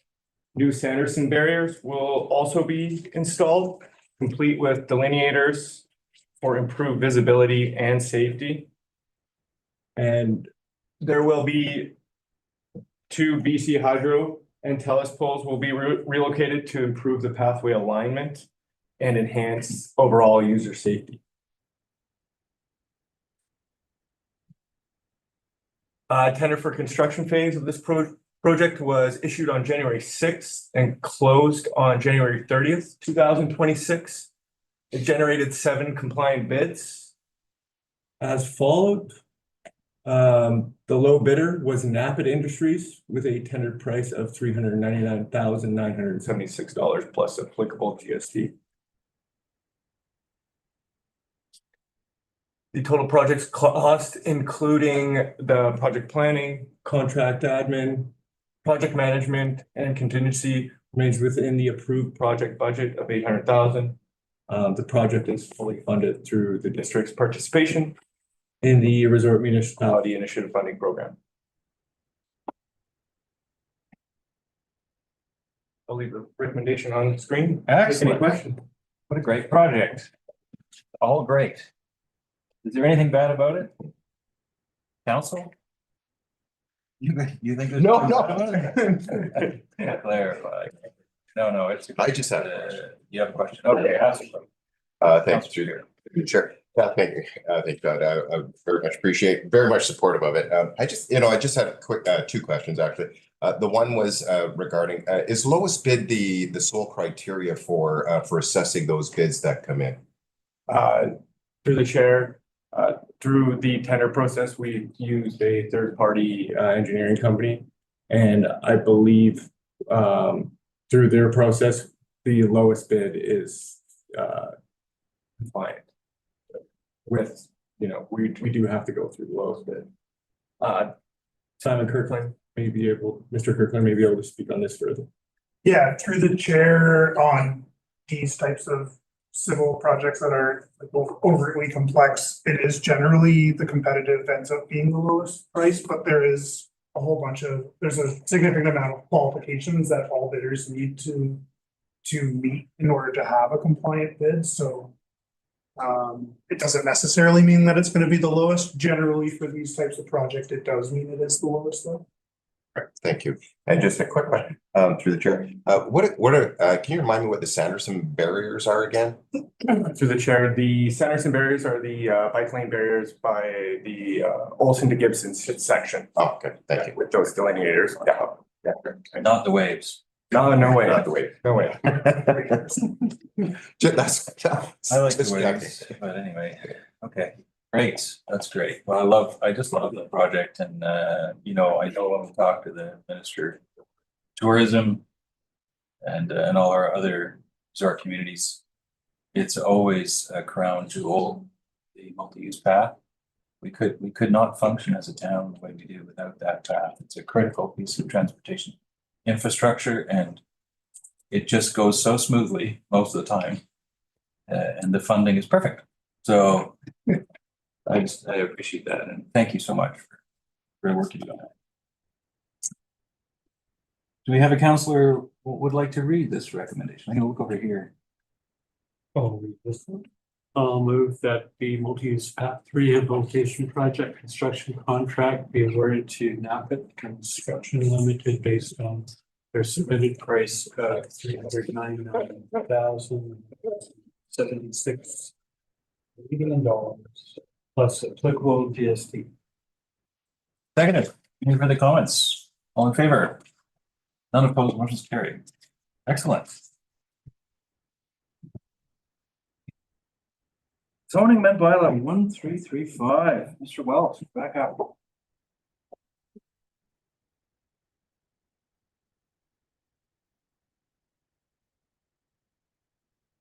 Can I have a 2-minute recess? Or maybe even a 6-second.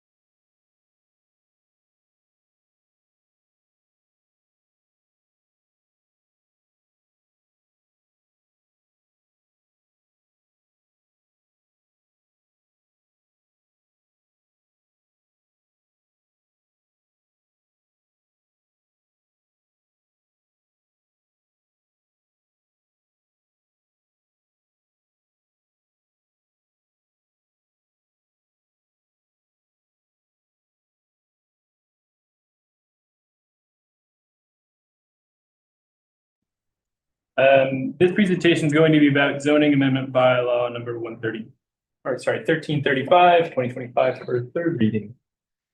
So developments such as this at 1141 Pacific Rim Highway and staff feel are important for our community.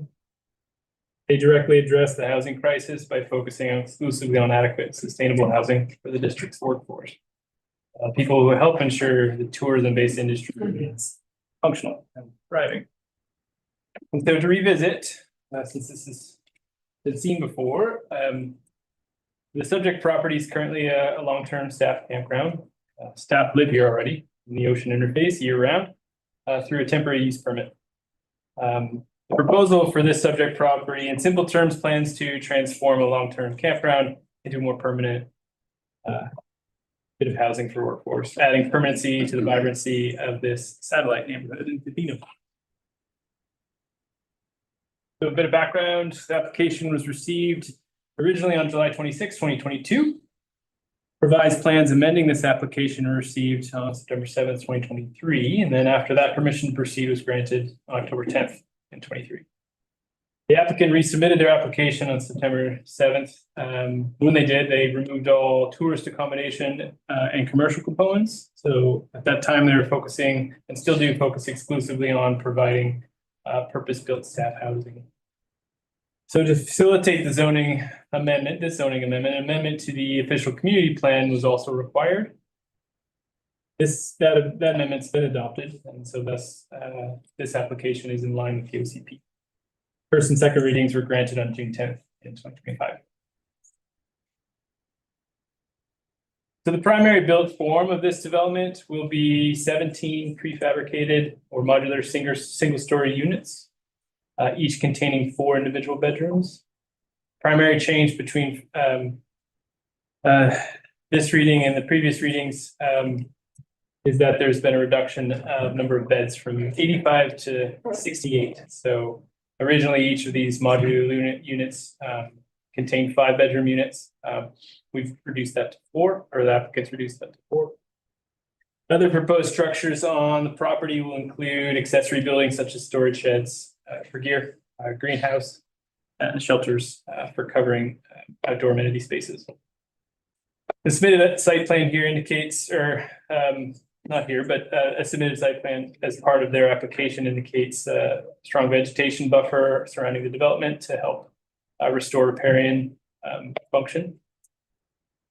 And the applicant also intends to enter into a housing agreement to ensure that the staff who are housed on this site are individuals who are employed by a business holding a valid business license in the district. So this proposal intends to use a gray water dual pipe system, and as such, they'll see a reduction of their current water use and will require no additional raw water allocation. So aside from the noted changes in use, the zoning for this comprehensive district would mirror the development that's being proposed. As I mentioned, maximum density would be 17 structures, each containing a maximum of 4 sleeping units. Maximum building heights would not extend beyond 34 feet, 2 stories. And then lot coverage shall not exceed 25% of the lot area. There. So regarding community engagement, a public hearing will not be held for this per sections 464, subsection 3 of the Local Government Act, because it's in line with the OCP. The waivers for public hearing have been published, or the first one's been published in the local newspaper. Second, I think, is coming out this week. I've got that other way around. Yes, it's coming out tomorrow.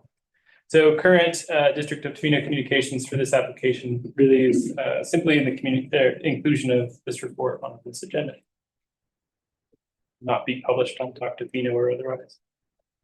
With that, this is the recommendation in front of you. Super. I have a comment, but I'm going to open it up to council. Thank you through the chair.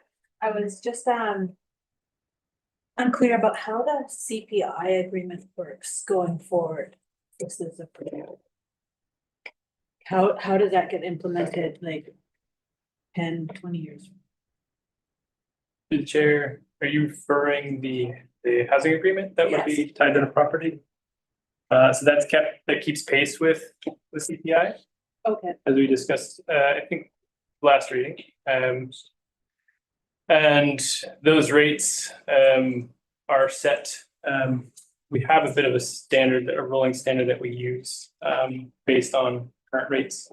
And then once those were instituted, they would follow CPI moving forward in perpetuity. And so as housing agreements would be renewed, it would pick up where it was left off.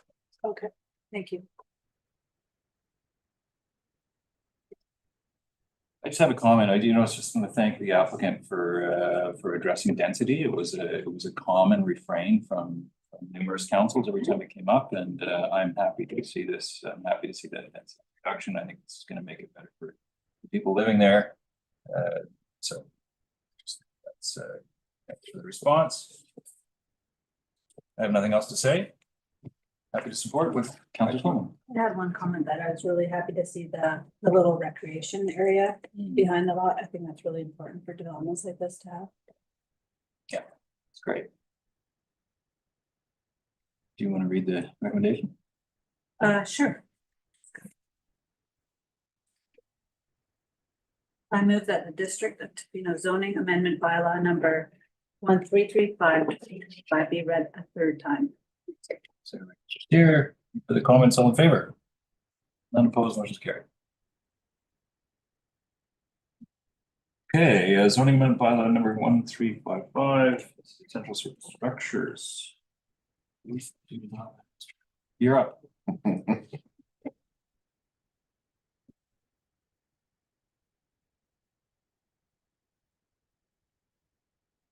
I'll be presenting this on behalf of my senior planner who's not here this evening.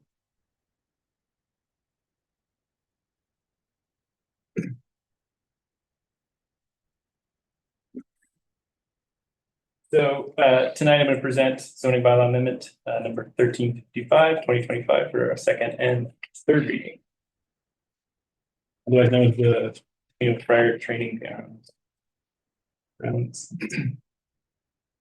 So here's some context. This received first reading on November 11th, 2025.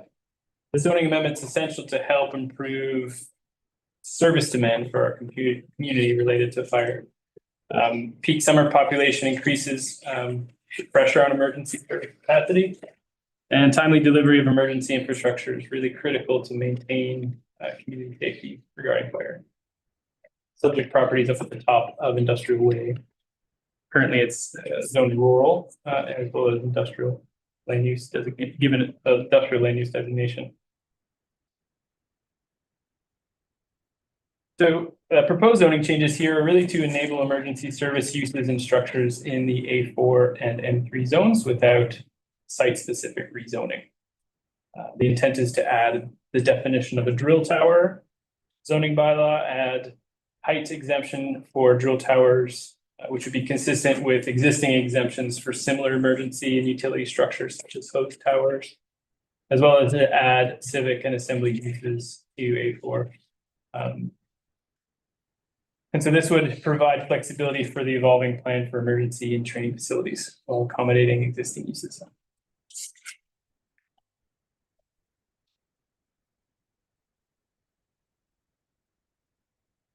So to revisit, there's support in our vision to action plan as well as the OCP.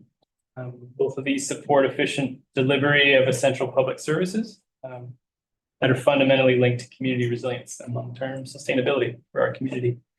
The draft amendment was included as Appendix 1 in the report, and changes since first reading really are minor formatting and clarity refinements only. There were no changes to the substance, content, or intent of the bylaw. So regarding next steps, we're still in negotiation with the province in terms of use for District Lot 117. We need to finalize the lease with Tofino Fire Society. And we need to finalize securing funding. And the awarded funding will largely dictate the design of what's constructed. As such, there's various configuration options that we are proposing. So following this, assuming approval, adoption, the amendment or the application would enter the traditional development permit, building permit application stream with my permit. With that, this is the recommendation. Super. Thank you, Mr. Waff. Do we have any questions or comments from council? Seeing none. Great. Well, obviously pretty happy with this. So would the councillor like to read this for? I will. I move that District of Tofino zoning amendment bylaw number 1355/2025 be read second and third time. Second by Councillor McMaster. Any comments? All in favor? None opposed. Motion is carried. Thank you. Look forward to seeing that happen. No bylaws, no unfinished business. I've got something. Business initiative coming up. Business initiative by council members. Go ahead. All right, so this past Saturday, we had our annual Vancouver Island Regional Library AGM. And past chair Erin Hemmons is finished her allotted terms as chair, so she stepped down, and we elected Jonathan Lerner from Smithville to the chair position, and trustee Northcott from Tassus to the vice chair. And then I sought and won re-election to the executive again. Excellent. Yeah, so it was a really good meeting, and some new trustees and some returning ones, and it's looking like a really strong committee. Congratulations. Great. Councillor Sloman. Yes, last week we had each committee meeting and we met and evaluated the events grants and the arts culture heritage grants, and so you guys will be seeing this coming up. They were both oversubscribed. The events grant was quite oversubscribed. So unfortunately not everyone will fund it, but yeah, we should have some great events coming up. And then I did attend a Tourism Tofino meeting today, but I wasn't able to get my notes ready for that. But while I was away, there was a Tourism Tofino meeting, and I thought it was important to update you on that the Pacific Rim National Park will be having the free passes again this summer from June 19th to September 2nd.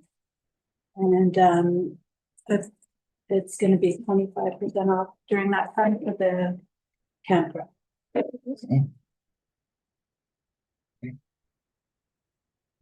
Any other business initiated by council members? No. Question period. Ms. Hepner, do you have anybody signed up for question period? Thank you, Mayor Lau. I will now make open call for questions to both members of the public present in the gallery and those participating online. For those in the gallery who wish to speak, please raise your hand. If there is anyone attending online via Zoom that would like to ask a question, you can do so now using the Q&A function. Before asking a question, you'll need to state your name, your address, and the agenda item you are speaking to. I'll now do a call. Calling once. Calling twice. Calling 3 times. There are no comments at this time, Mayor Law. Okay, super.